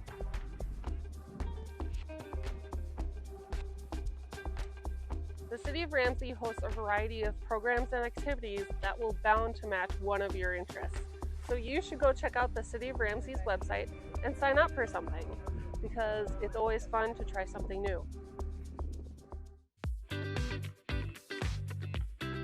We've been at our new store for about 6 weeks now. We brought over the best of the best from our Coon Rapids location. Champlin actually approached us when they were working on the Mississippi Crossings development and asked us if we would like to be part of it. And I thought, what a great opportunity. Everything in our store is fresh, and that's what we like to focus on. We have a fresh salad bar. We'd like to make a salad. We have hot soup and chili every day. We have our wonderful deli that has all fresh made salads. Our specialty bakery, donuts, wonderful every morning. They're always a hit.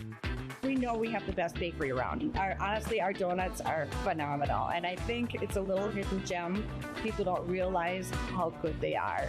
We recently started doing croissants. We have chocolate croissants, strawberry cream cheese croissants, almond croissants, and then we're also well known for our croissant, which we used to call a Fraggle at our Coon Rapids store, but when we moved here, we changed the name to croissant because it is a fried croissant.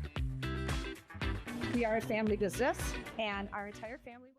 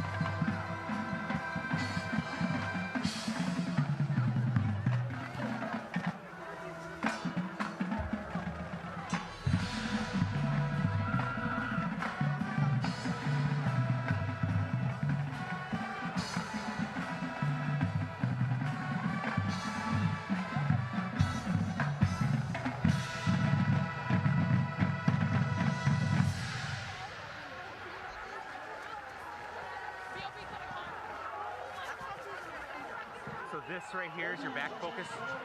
So this is the...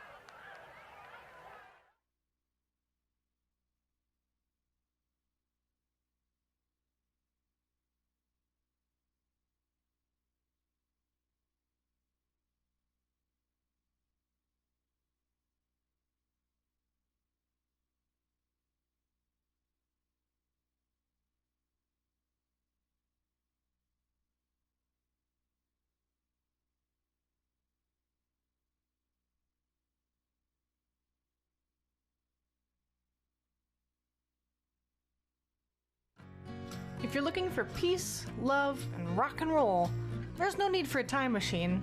All you need to do is visit Dottie Courtney at Random Hippie in downtown Anoka.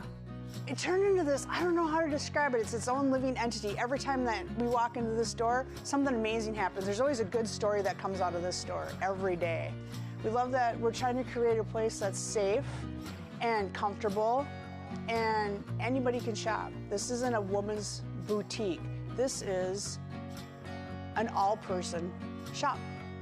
Upon visiting Random Hippie, you'll be sure to notice one particular feature that sets this space apart from the rest. Which came into the mural. We wanted something to kind of give back to the community and help bring the community together even more. You know, we're living in a tough time right now. Things are tough.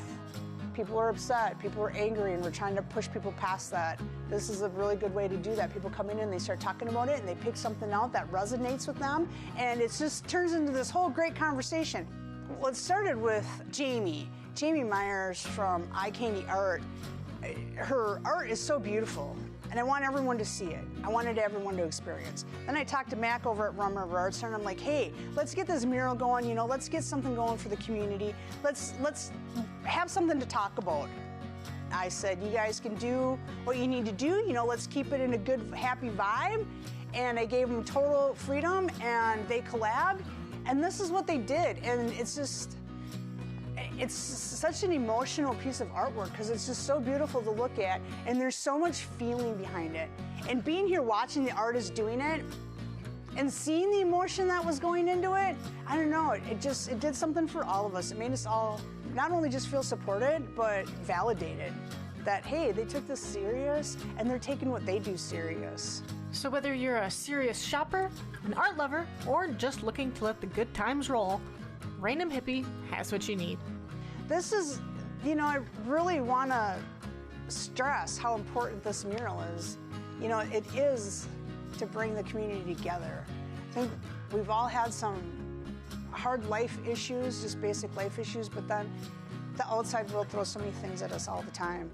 And man, if you can just come in here for 5 minutes and just see this and just suck it in and feel the love that came from this and the creativity and just chill. And if we can give you 5 minutes of peace, that's all we need, you know, change it 5 minutes at a time. That's all we're trying to do. 5 minutes at a time, one hug at a time. That's all we're trying to do.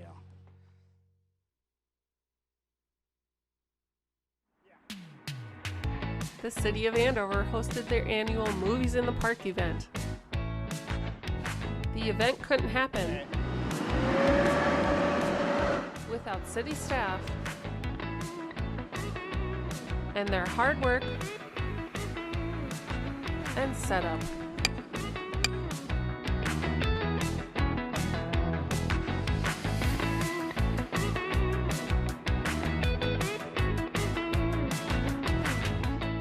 And while waiting for the main feature to start, can you see me on TV? I meet friends Blake and Ryan, just a few of the people enjoying the night out. Oh, a nice TV you got here. Can I have it? And told me only one of the reasons why they liked the Movies in the Park event. I get to stay up till 10:30? That's pretty awesome. Also Daniel and Hendrix, giving advice of what to do while waiting for the movie to start. We're playing catch the football. and what kind of things to bring to enjoy the movie in the park. Bring a blanket. Probably bring a blanket or a chair. It's cold. Yeah, it gets cold. It's get cold. But we're coming. Yep, What's coming?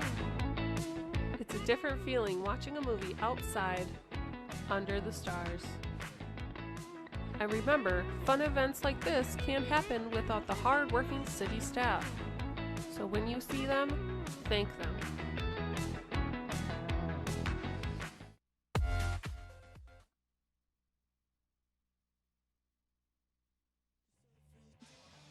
And we're back at Goodrich Field. It's halftime. Both teams back out on the field. And a big first half for Anoka after falling behind 7-0, Jim. They scored 35 unanswered. Let's see how they did it.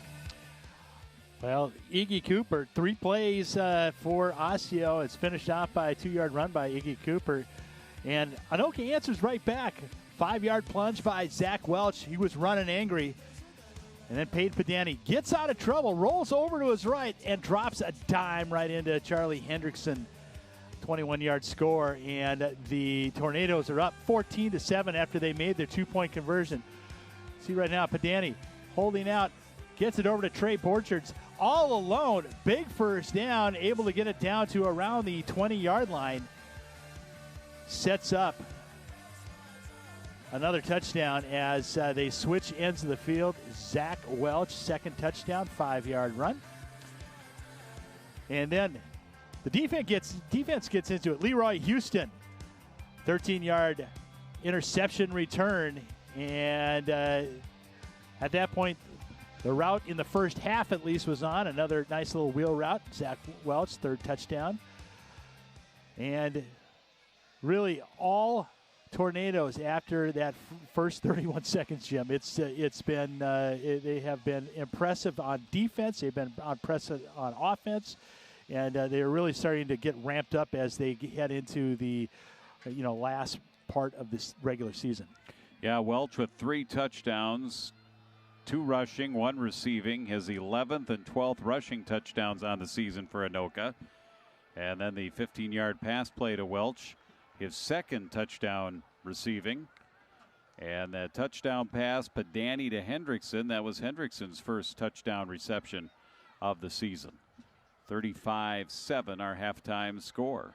And Anoka will get the ball to start the second half. Kind of cool. They always talk about the eye black. Well, they've got the eye pink on today. A couple of the players down there have. We just saw number 9, Caden Band. He's got eye pink on rather than eye black. Kind of an interesting.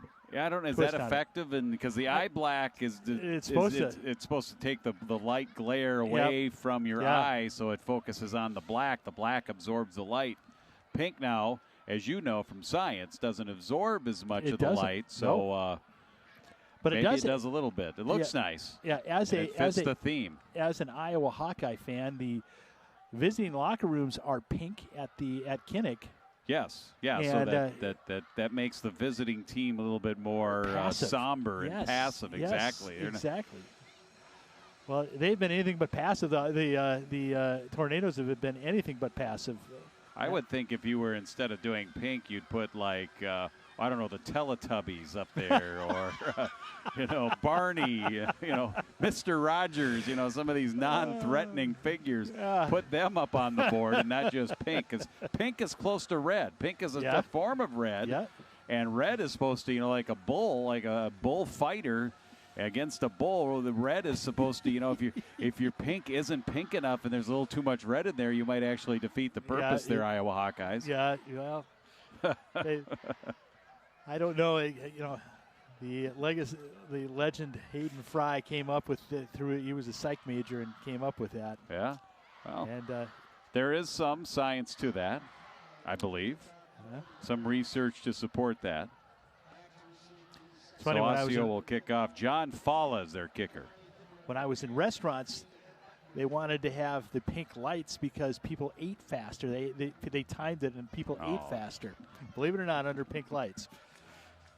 And I think that's been debunked since, but it also, pink lights also eliminate wrinkles, so everybody looks better too. Oh, that's good. Probably made the food eliminated some food issues too.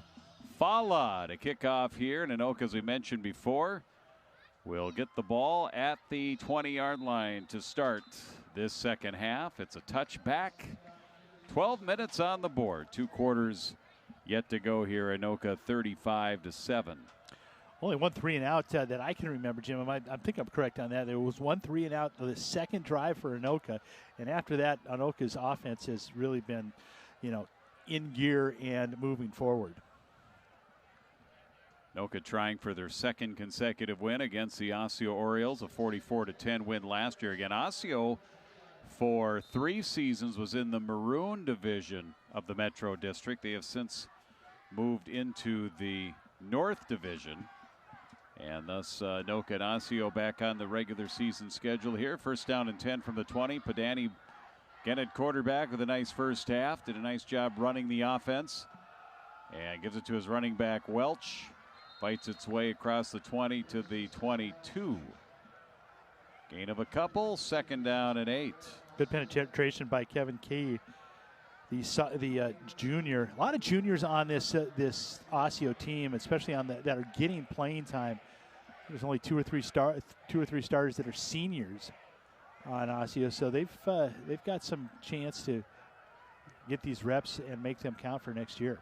Second down and 8. Tornadoes center is Dustin Burton up over the ball. Snap to Padani. He'll throw on second and 8. Across the middle, and it's incomplete. Looking for his favorite target, Trey Borchers. Third down. Well, that's a nice design play, kind of a fake counter. And Padani does a pirouette, looks for Borchers. Borchers was open, just underthrown. On the south side of Anoka, not far from the river, right next to Fred Moore Middle School, where I believe we've got a swim meet coming up here on QCTV. We do, yes. I think Steve Thompson's going to be calling that. He is our new swim play-by-play announcer here at QCTV. There's a pass and a catch for a first down. Going down and getting it. The Osseo defender saying it was incomplete. We'll take a look at it. Brody Lackinen, junior looks like wide receiver. He got his hands underneath there, makes the catch, first down. Out across the 30, about a 10-yard pickup there. Ball at the 33, opening minute of the third quarter. Like he got his hands under it. Good catch by our team out there. Welch in the backfield here with Padani. Snap, pass. Out on the far side of Bickway, and he's going to be swarmed under. Looking for that wide receiver screen with blockers out there, but Osseo read that well, and then they flooded at a Bickway, and he goes down inside the 30 to the 28-yard line. Loss on the play. Well, this is the kind of effect that Welch has, because as soon as Welch started in motion out to that side, you could see the Osseo defenders move with him. And as soon as it went to a Bickway, they had plenty of Orioles over there to swarm under. Brody Rush in there now at running back. 3 receivers, bottom of your screen here. Second down and long, second and 15. Padani pump fakes, throws it to the far side across his body. It is caught. Bickway makes a move to the middle, 50, 40, Osseo territory. Makes another cut to the outside. He's inside the 30 to the 25-yard line. 40-yard pickup and a first down to the 25. Well, that helps your average after a -5 to pick up 45 yards. Not bad. What a move. Padani patient with it, gets it over to him, and watch the dance moves. Dancing with the stars, especially towards the end there, going right, going left, and Bickway. Great pickup. Bickway came in averaging 16.4 yards per reception. And as you may have mentioned, Jim, that will not hurt that average. Here's Welch. Fake up the middle. Oh, it's nice Padani. Keeper. It was Padani. Well, Osseo had a ball fake like that earlier in this one here as well, and Padani runs for a first down. Welch carried out the ball fake through right into the pile, but it was the quarterback, Padani, who had it. And he scampers inside the 15 to about the 11. First down, 10. Here, Anoka moving the ball. Well, I think he faked out 10 out of the 11 guys on defense because he got pushed out by only one cornerback on the far side. First down. Padani sends a man in motion, gives that man the ball. Ban to the far sideline, down to about the 5. So is that a pass? I think that's a pass. Technically, that is a pass. Yeah, yep. If it's a handoff, it's a run, even though it's forward. Yep. But in that instance, because he kind of just tosses the ball, technically that goes as a pass. Ban running hard. Boy, he was able to get to it. Looked like he was going to be stopped for about a 2-yard gain, able to tiptoe through. 2nd and 3. Ball resting just inside the 5. Here's Welch. And he may have gotten back to the line of scrimmage, and that will be about it.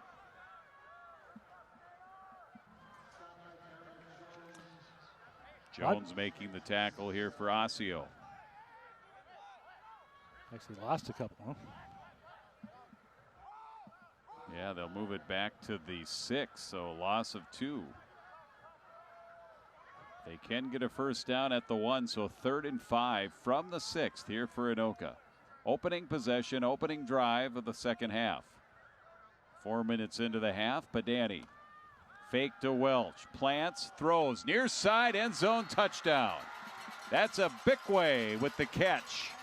6 yards, and Anoka right back into the end zone.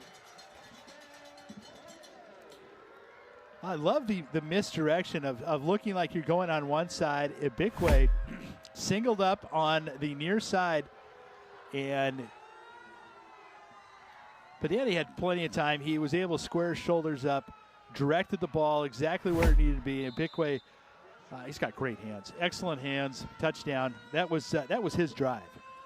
Bickway, his 7th touchdown reception of the season. Meanwhile, the kick up and good. Perfect tonight is Komich on the point afters. And the Komich kick is good. And 42 on the board here for Anoka, 42-7. Their season high points in a game was that 55-7 victory over Coon Rapids.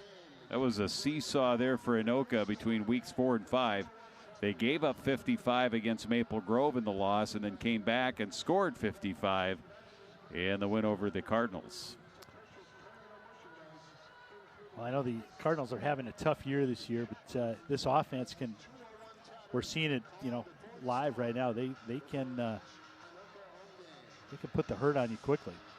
Coon Rapids opted down there, and they were weren't they in 5A, or they were in a different district, and they kind of resurrected a little bit there, and they had some success. They had that really good receiver, and they were a team on the rise, but now they've gone back into this district and division, and now they're back to struggling a little bit, which actually won a section in 5A in I think it was 21. I think you're correct. So a 7:55 remaining. It'll be an Anoka kickoff after they score on the opening possession of the second half. Osseo will get the ball for the first time here in the second half. It's Johnson on the return, and he is smacked. Boy, the return game has not been there since early on. Benjamin Bergen on special teams. Great tackle. You want to get playing time, get on special teams and make a tackle like that. 6'2", 190-pound sophomore is Bergen. Ball at the 20, first down and 10 Osseo, 7:51 left to go here in the third quarter. Looks like they're going back to the Wildcat. Yeah, it'll be Cooper in that quarterback position. Knighton to his right along with the wing, and it's Cooper. Keeps across the 25, 27-yard line. Good 7-yard pickup on first down for the Osseo Orioles. This has been effective, especially in the middle parts of the field. And you mentioned the bend but do not break, and I'd see if the Tornadoes can figure this out. Good to see number 99 back in there, too. Orioles about 10 years removed from that state championship they won at TCF Bank Stadium. There's Cooper into the secondary, and he's got long strides. To the Anoka 40, to the 30, cuts back. He's to the 10, inside the 10, still going. Touchdown! What a run. 73 yards for Iggy Cooper, and you said it, what a run. Well, I tell you what, right there was maybe the spark that brings Osseo back, but individual effort was incredible. As soon as he got passed into the secondary, he was still tracking tornadoes around and still able to cut back around the 20-yard line. A thing of beauty. Extra point attempt. John Falla was 8 of 9 entering tonight. 9 of 10 now, trying to go to 10 and 11 with this one. Low snap. Holder brought it down. It's blocked. Holder did a decent job getting that into position for Falla to be able to boot that away, but Anoka with great penetration, they'll get the block. Yeah, you can see right here. Iggy out on it, and then here's that cutback. He gets past 2 tornadoes, and then another cutback, switches the hands, good technique, and they just can't bring him down. Just can't bring him down. He would not be denied. No. The end zone. No. Great run. Yep. 73 yards, his 5th rushing touchdown of the season. And that breaks that string of 42 unanswered scored by Anoka. 42-13. And the point after must not have been good. I thought it was good, but the scoreboard has only 13 up there. Let's see. The block, blocked, of course. Yeah, blocked by number 28. I'd marked it down on my sheet even though it had been blocked. But, yes, it was blocked after that low snap. Knapp's had a couple of nice plays today. But now what Osseo needs, they need some stops. Yep. They will need some stops, and they'll need to get a couple more 73-yard runs. Yeah. Which we said, they have the potential to do that. They've been a second-half team. Yes, they have. 28 points in the... they 28 scored 4 touchdowns in the third quarter and 49 points in the fourth quarter.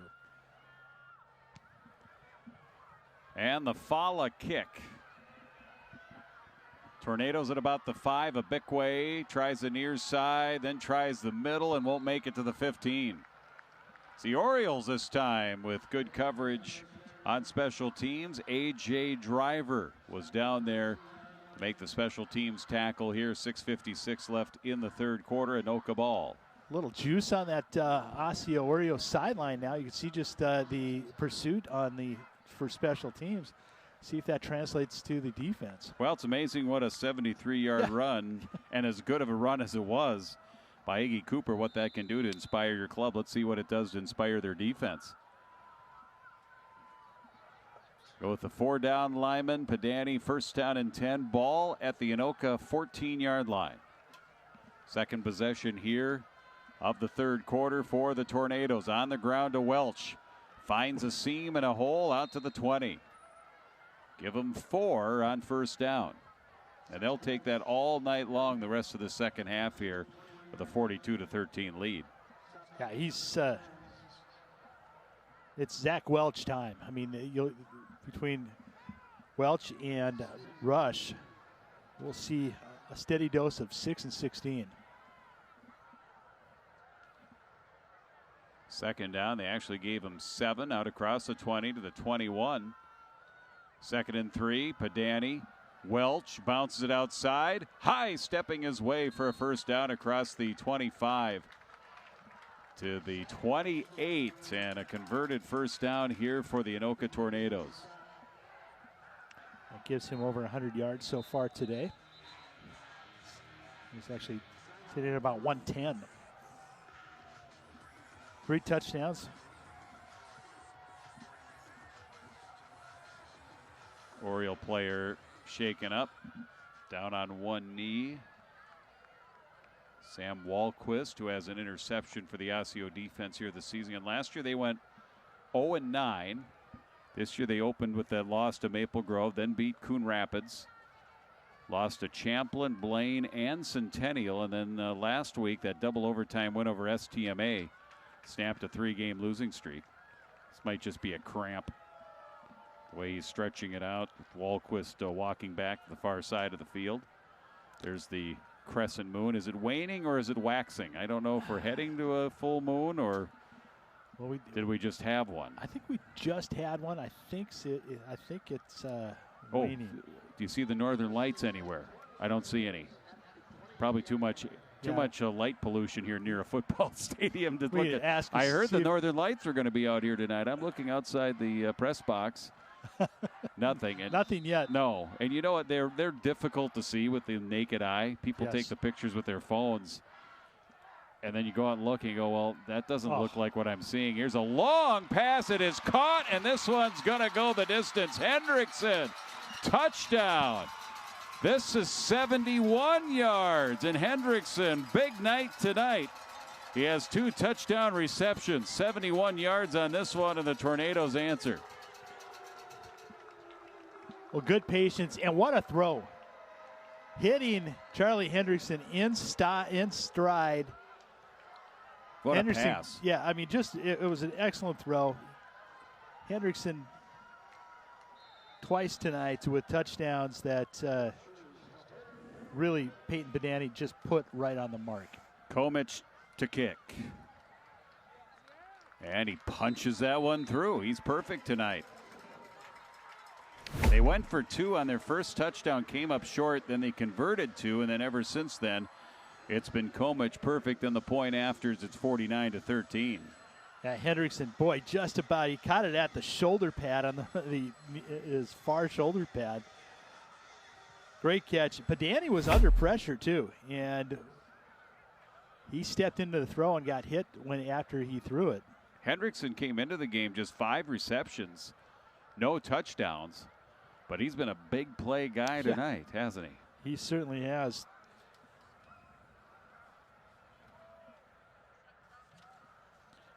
The first half he had 2 catches for 36 yards, so now well over 100 yards. So 3 catches. Wonder if they can get the Lynx game on one of those TVs on the Anoka sideline. I could easily watch it here with my binoculars. But I think the coaches have other uses in mind for that television, those monitors, those flat screens down there. 5:58 remaining, third quarter. And that's what Anoka needed to do. Osseo had a lot of hope. They had a little bounce there. You know, hey, can we get a second half comeback here? We're a second half team. And Anoka kind of snuffed that out with the immediate answer. Yeah, you know, we kind of thought, okay, you know, we talked about, hey, we're going to have running plays. Johnson returns. He had a big return to start the game, but Anoka here, that hole will close up. He had a hole initially at the 25, but then it closes up quite rapidly. Special teams tackle Jaden Fox. Osseo first down and 10 at their 30-yard line. Well, we've seen some, since that first one, we've seen some really good tackling on Anoka's side. So, ball control, run the clock, run the ball, and then Peyton Badani decides to throw a 71-yard touchdown. And Osseo, obviously, coverage was more leaning towards stopping the run. So keeping it is Iggy Cooper. Had the exciting 73-yard run on the last offensive play. This one won't quite have that same distance as Anoka responds and tackles it in the backfield. Cooper goes down on a tackle for loss of 1, second down and 11. Cooper tackling Cooper. Iggy Cooper gets tackled by Cooper Baki.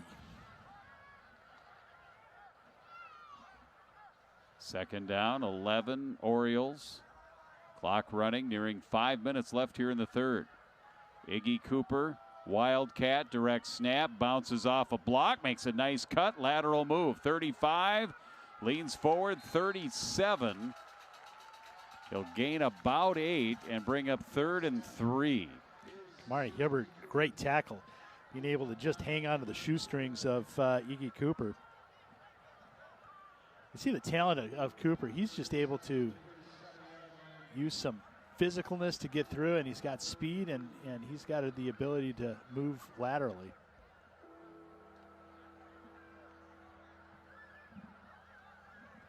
Third and 3. Probably with the score here, Osseo might go for it if they don't get it here. Knight now ready to take the snap.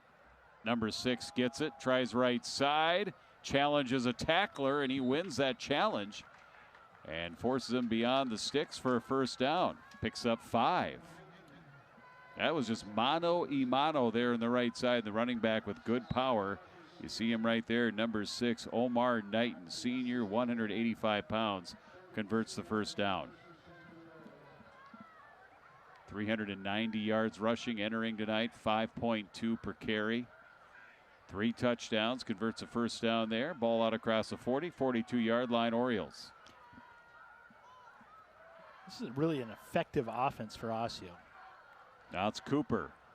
He gets a nice seal block on that far side. He's going to gain 5 or 6. That seal block provided by Braylon Eidsvug. I mentioned before, Stackhouse spoke very highly of him as a football player, offensively and defensively. Gain of 6. He's a junior too, playing that fullback spot, middle linebacker on defense.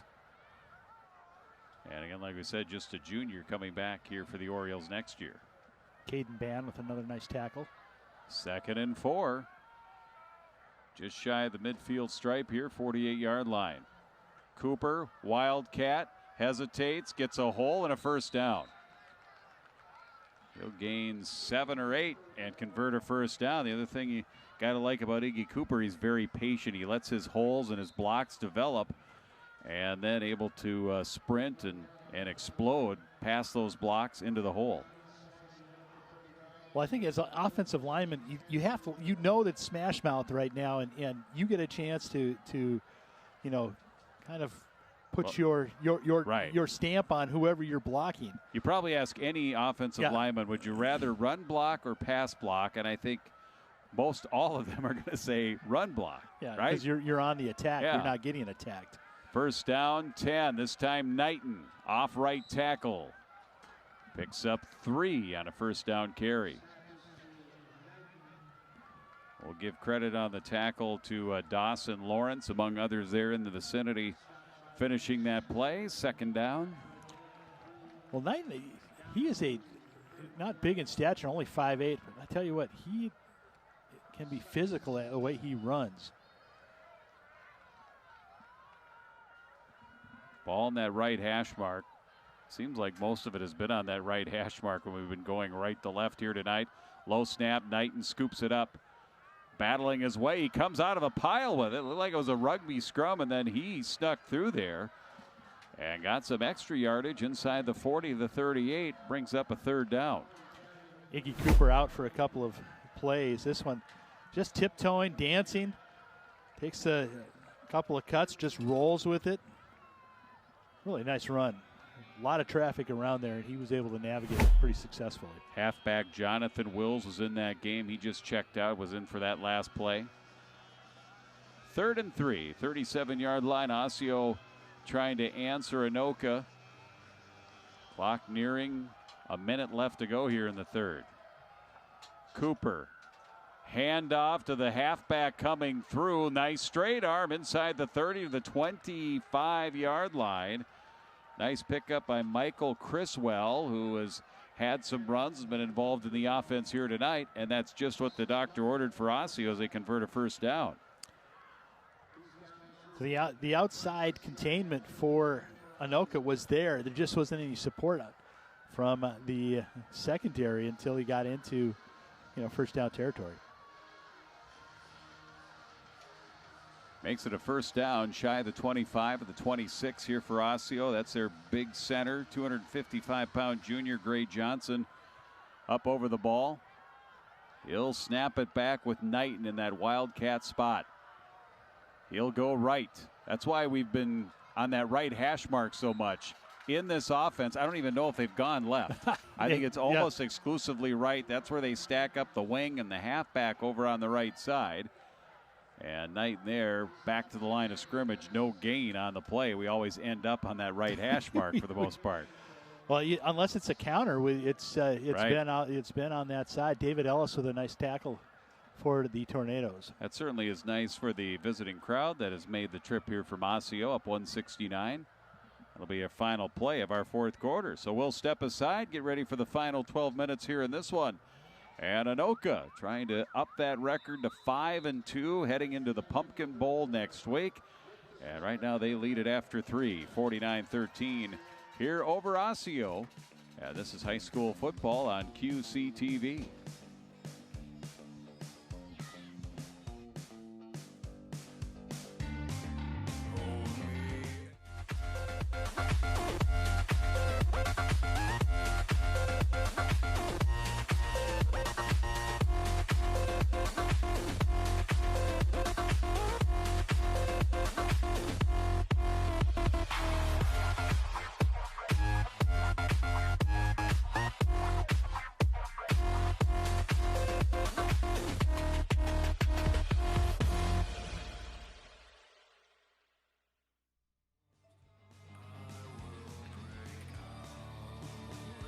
Have we mentioned how beautiful a night it is here tonight in Anoka? If we haven't, I think we'll mention it again.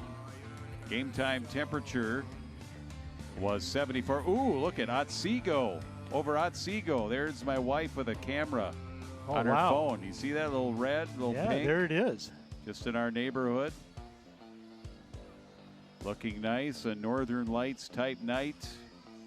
Only makes sense because we're in the Metro District North Division.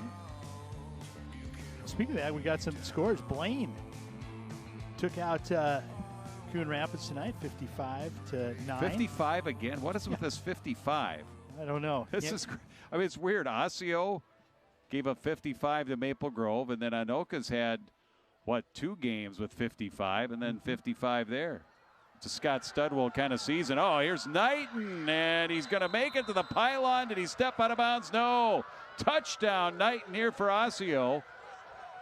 Ball's from the 25-yard line, so a 25-yard run by Knighton on the first play of the fourth quarter. They are explosive. 25-yard run for Knighton.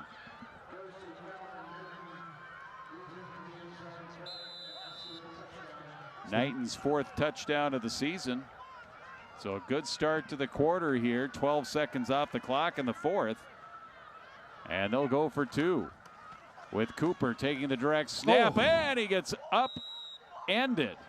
Up and over and down. Somersaults shy of the goal line. Somebody went down there and got him low.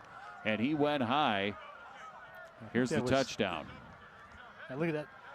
Great balance. Not able to get past that last tackler. Couple of arm tackles. Knighton, who runs hard. We talked about that just, at the end of the third quarter, how physical a runner he can be. Hits it in. But Cooper went head over heels and popped right back up. That's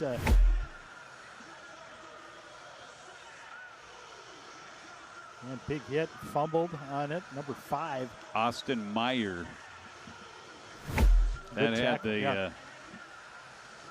That makes me remember the big back body drop, the old AWA All-Star Wrestling days. So I wonder if you want to get in this. You still have enough time right now. I wonder if you onside kick. Onside kick. Stranger things have happened. Yep. Looking around for some Northern Lights. Although that's to the south. Okay. I don't know if our cameras have the same effect. TV cameras, do they have the same effect? Like I said before, I think that the lights of the football field, just too much light pollution. You got to get a little bit further away from the city. I think we're gonna see Blake Sieben coming in for the Tornadoes. Abikwe back on the return. Hesitates, zigzags, now tries the far side, has some room. 25-30, nice return. Pushed out of bounds near the 35-yard line. Tornadoes will have it first down and 10. Chance to see the future as a sophomore. Blake Sieben has thrown 6 passes. He's 4 of 6 in relief of Podani here this season. 76 yards, has a touchdown, no interceptions. Or is it going to be? Oh, it's. Yep, there he is. There's Blake Sieben. Rush out there, and it's nice to be able to throw to that complement of receivers. Same starting receivers out there. Backup quarterback sophomore Sieben. Man in motion. On the ground rush. Gets to the corner. Leans forward for some extra yardage. Anthony Cobb makes the tackle across the 40, 42-yard line. Nice first down pickup here. We're underway in the fourth quarter. 10.5 remaining. 49-19 here for Anoka. Well, great opportunity. The quarterback in this system is so important to understand, the nuances, and to get any additional, play time right now is going to help in the future. Yeah. Under the big lights here, the varsity field. Sieben, fake pitch to Rush, throws it right on the money to Borchers. Down to the 38-yard line. That's a first down. Man, that was a rifle shot. 27 yards. He has a gun. And of course, he's throwing to one of the most sure-handed receivers out there in Borchers. Brings up a first down and 10 here for Anoka. Stood in there, good fake. Knew where he was going with it.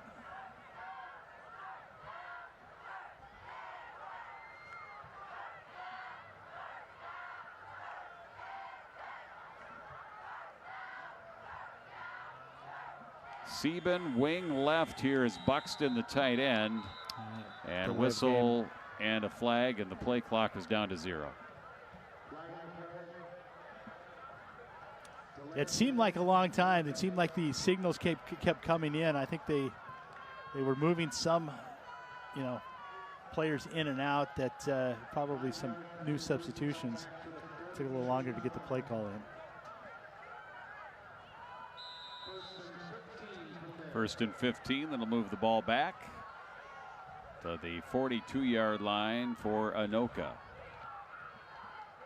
They host Wyzetta next week. Osseo also at home. They host White Bear Lake. Those are the crossover games out of the other divisions.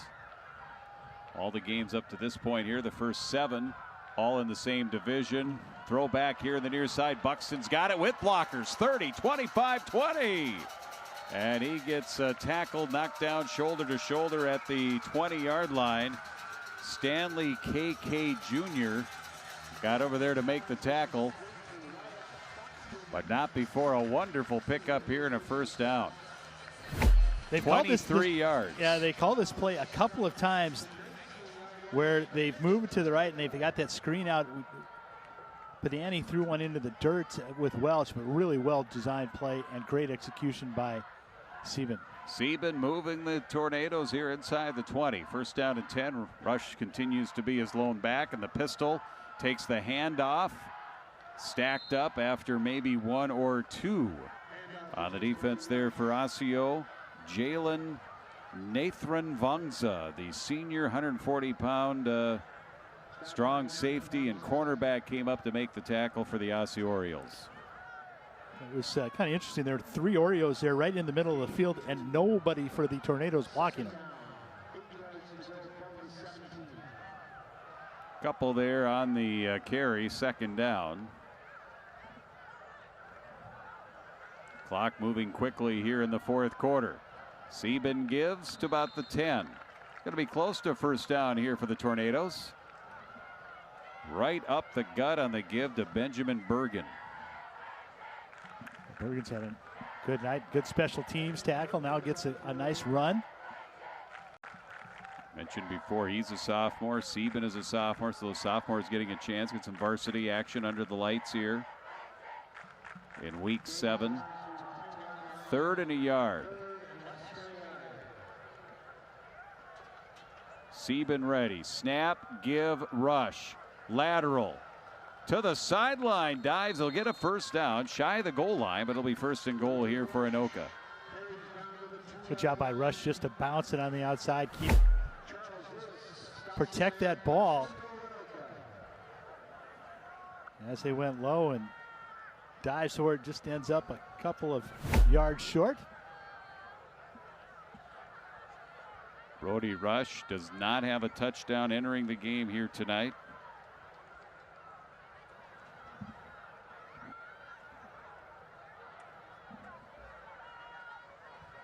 Sieben gives to him. Tunnels his way. Short. Shy of the goal line. Inside the 1 here for the Tornadoes. Rush is sniffing it. He wants that touchdown. He looks over for the play but does not want to get taken out. This is his opportunity right here. Sieben to Rush. And he is going to make it. Looked like he was going to be stopped, but he just kept those feet churning. And boy, that's so important as a running back. He just kept moving his feet, and Rush is into the end zone. His first touchdown of the season rushing, and Anoka's back on the board.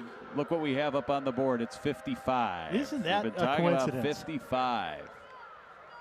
I Can't Drive 55. Great song. Thank you, Sammy Hagar. Yes. You can see right here, meets him head on, and if he goes low, that's tackle for loss. But goes up around the shoulders. Rush strong enough as Dominic Jones came up for the tackle.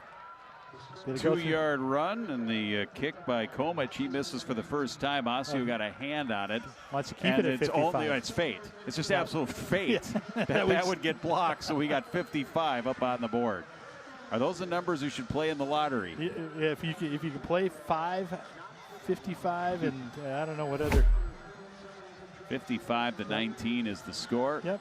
Got a hand right there. Wow. Good leap, good timing. I believe that was number 6. Was it 96 Castleberry? It might have been 96. Yep. I didn't think it was Knighton, who's 5'7". 99 Kevin Kay, the defensive tackle, back up. 6'1", 257. See the Anoka bench there. Some of the guys on the bench.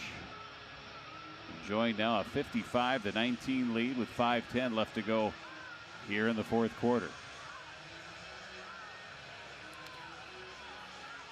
Well, the good news is you've got one more. I mean, this is a good amp up for the Tornadoes to get ready as they get into sections. Mm-hmm. I'm sure the messaging is going to be a little different going into this one, because they really have the opportunity to make a run.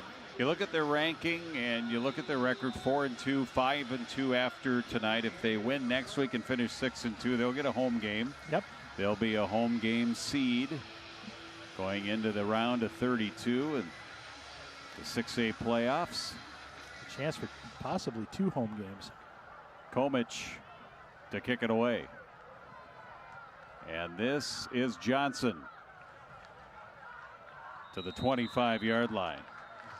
Johnson had a return out near midfield. It was an electric start to this football game. And Osseo then 3 plays later, they're in the end zone. And then they didn't score again until the 3rd quarter. Well, the defense for Anoka really was able to withstand the change in offense from Kratz to this Wildcat, and really did a nice job.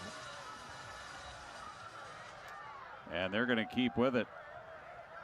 Knighton off his hand. He'll take a bounce and he'll just fall on it, play it safe back to the 15-yard line.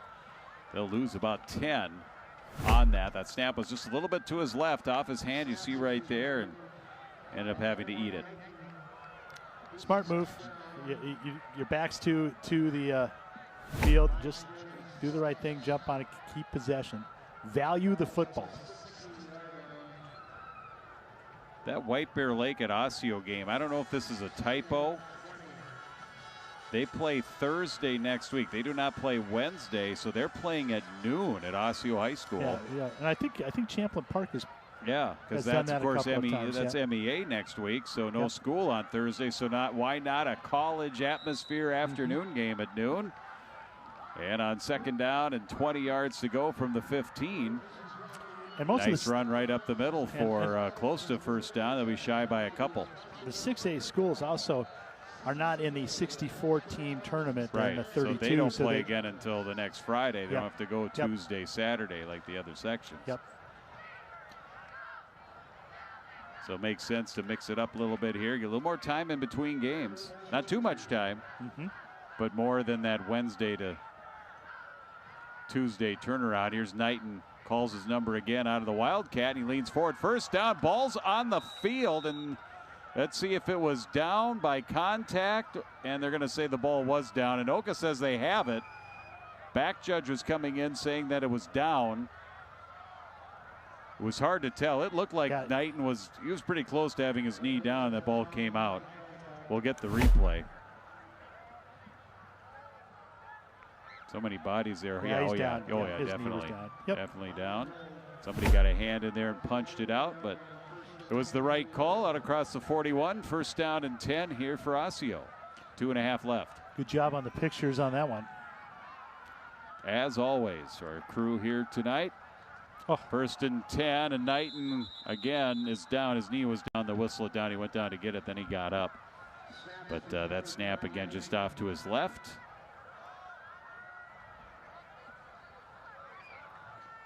That will keep the clock going. The Halloween capital of the world. Starting to ramp up with all the activities. And, of course, a big part of that is the Pumpkin Bowl Wednesday night.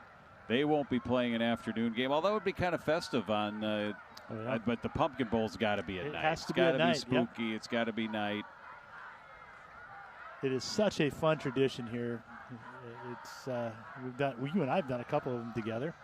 Second down, moving up third down. Nice Just a few more plays here, barring any kind of a stoppage or a timeout. That was Knighton on the keeper again. Yeah, Nick Wellman with a really nice tackle for Anoka.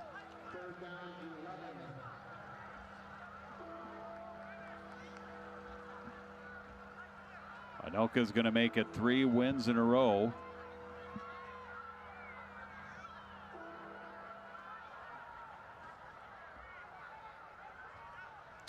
I'm sure the one they'd like to have back is the St. Michael Overfield.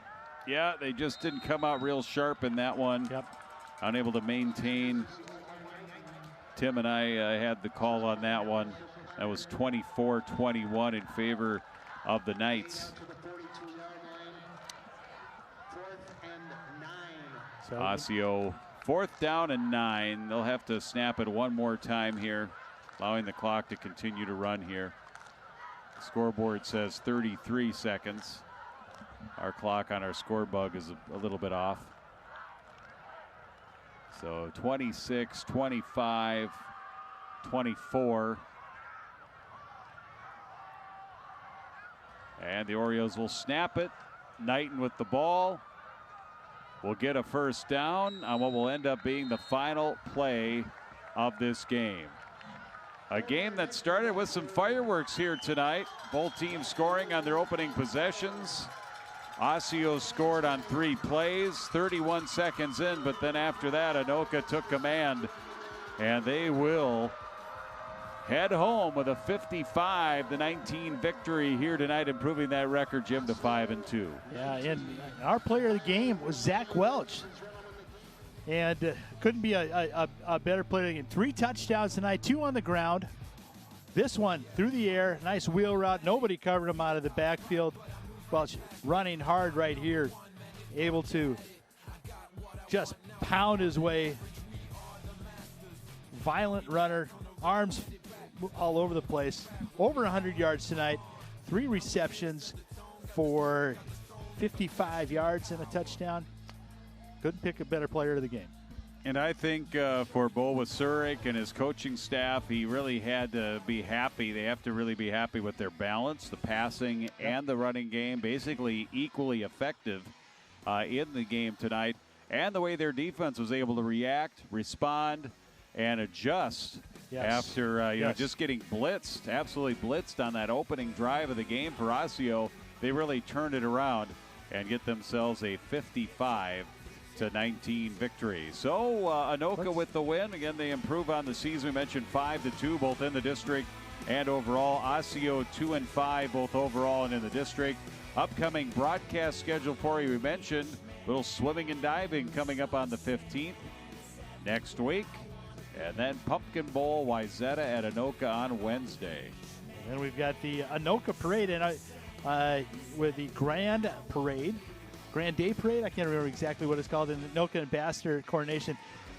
And I've heard through the grapevine that we may be covering some possible sectional tournaments coming up as well for soccer and for football. Hard to believe we're already into soccer playoffs. Yeah, that means the football playoffs are not far behind as well. And, of course, next week we mentioned earlier Anoka, Pumpkin Bowl, Wayzata, 7 o'clock. And for Osseo, just to mention what they have coming up, their non-division game against White Bear Lake at Osseo, a noon kickoff at Osseo. For our wonderful crew here tonight at Goodrich Field, for Jim Childs, I'm Jim Erickson. There's your final tonight. The Anoka Tornadoes came blasting out of the Big A, and then they go back through the A the other way after a 55-19 victory. Good night, everybody, from Goodrich Field here on QCTV Sports.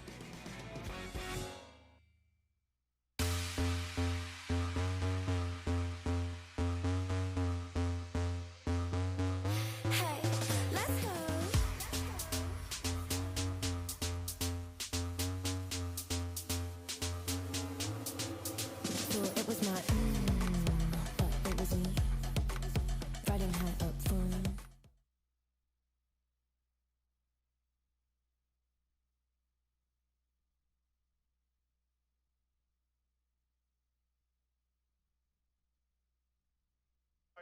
Can you say that again, Ryan? I had my headset.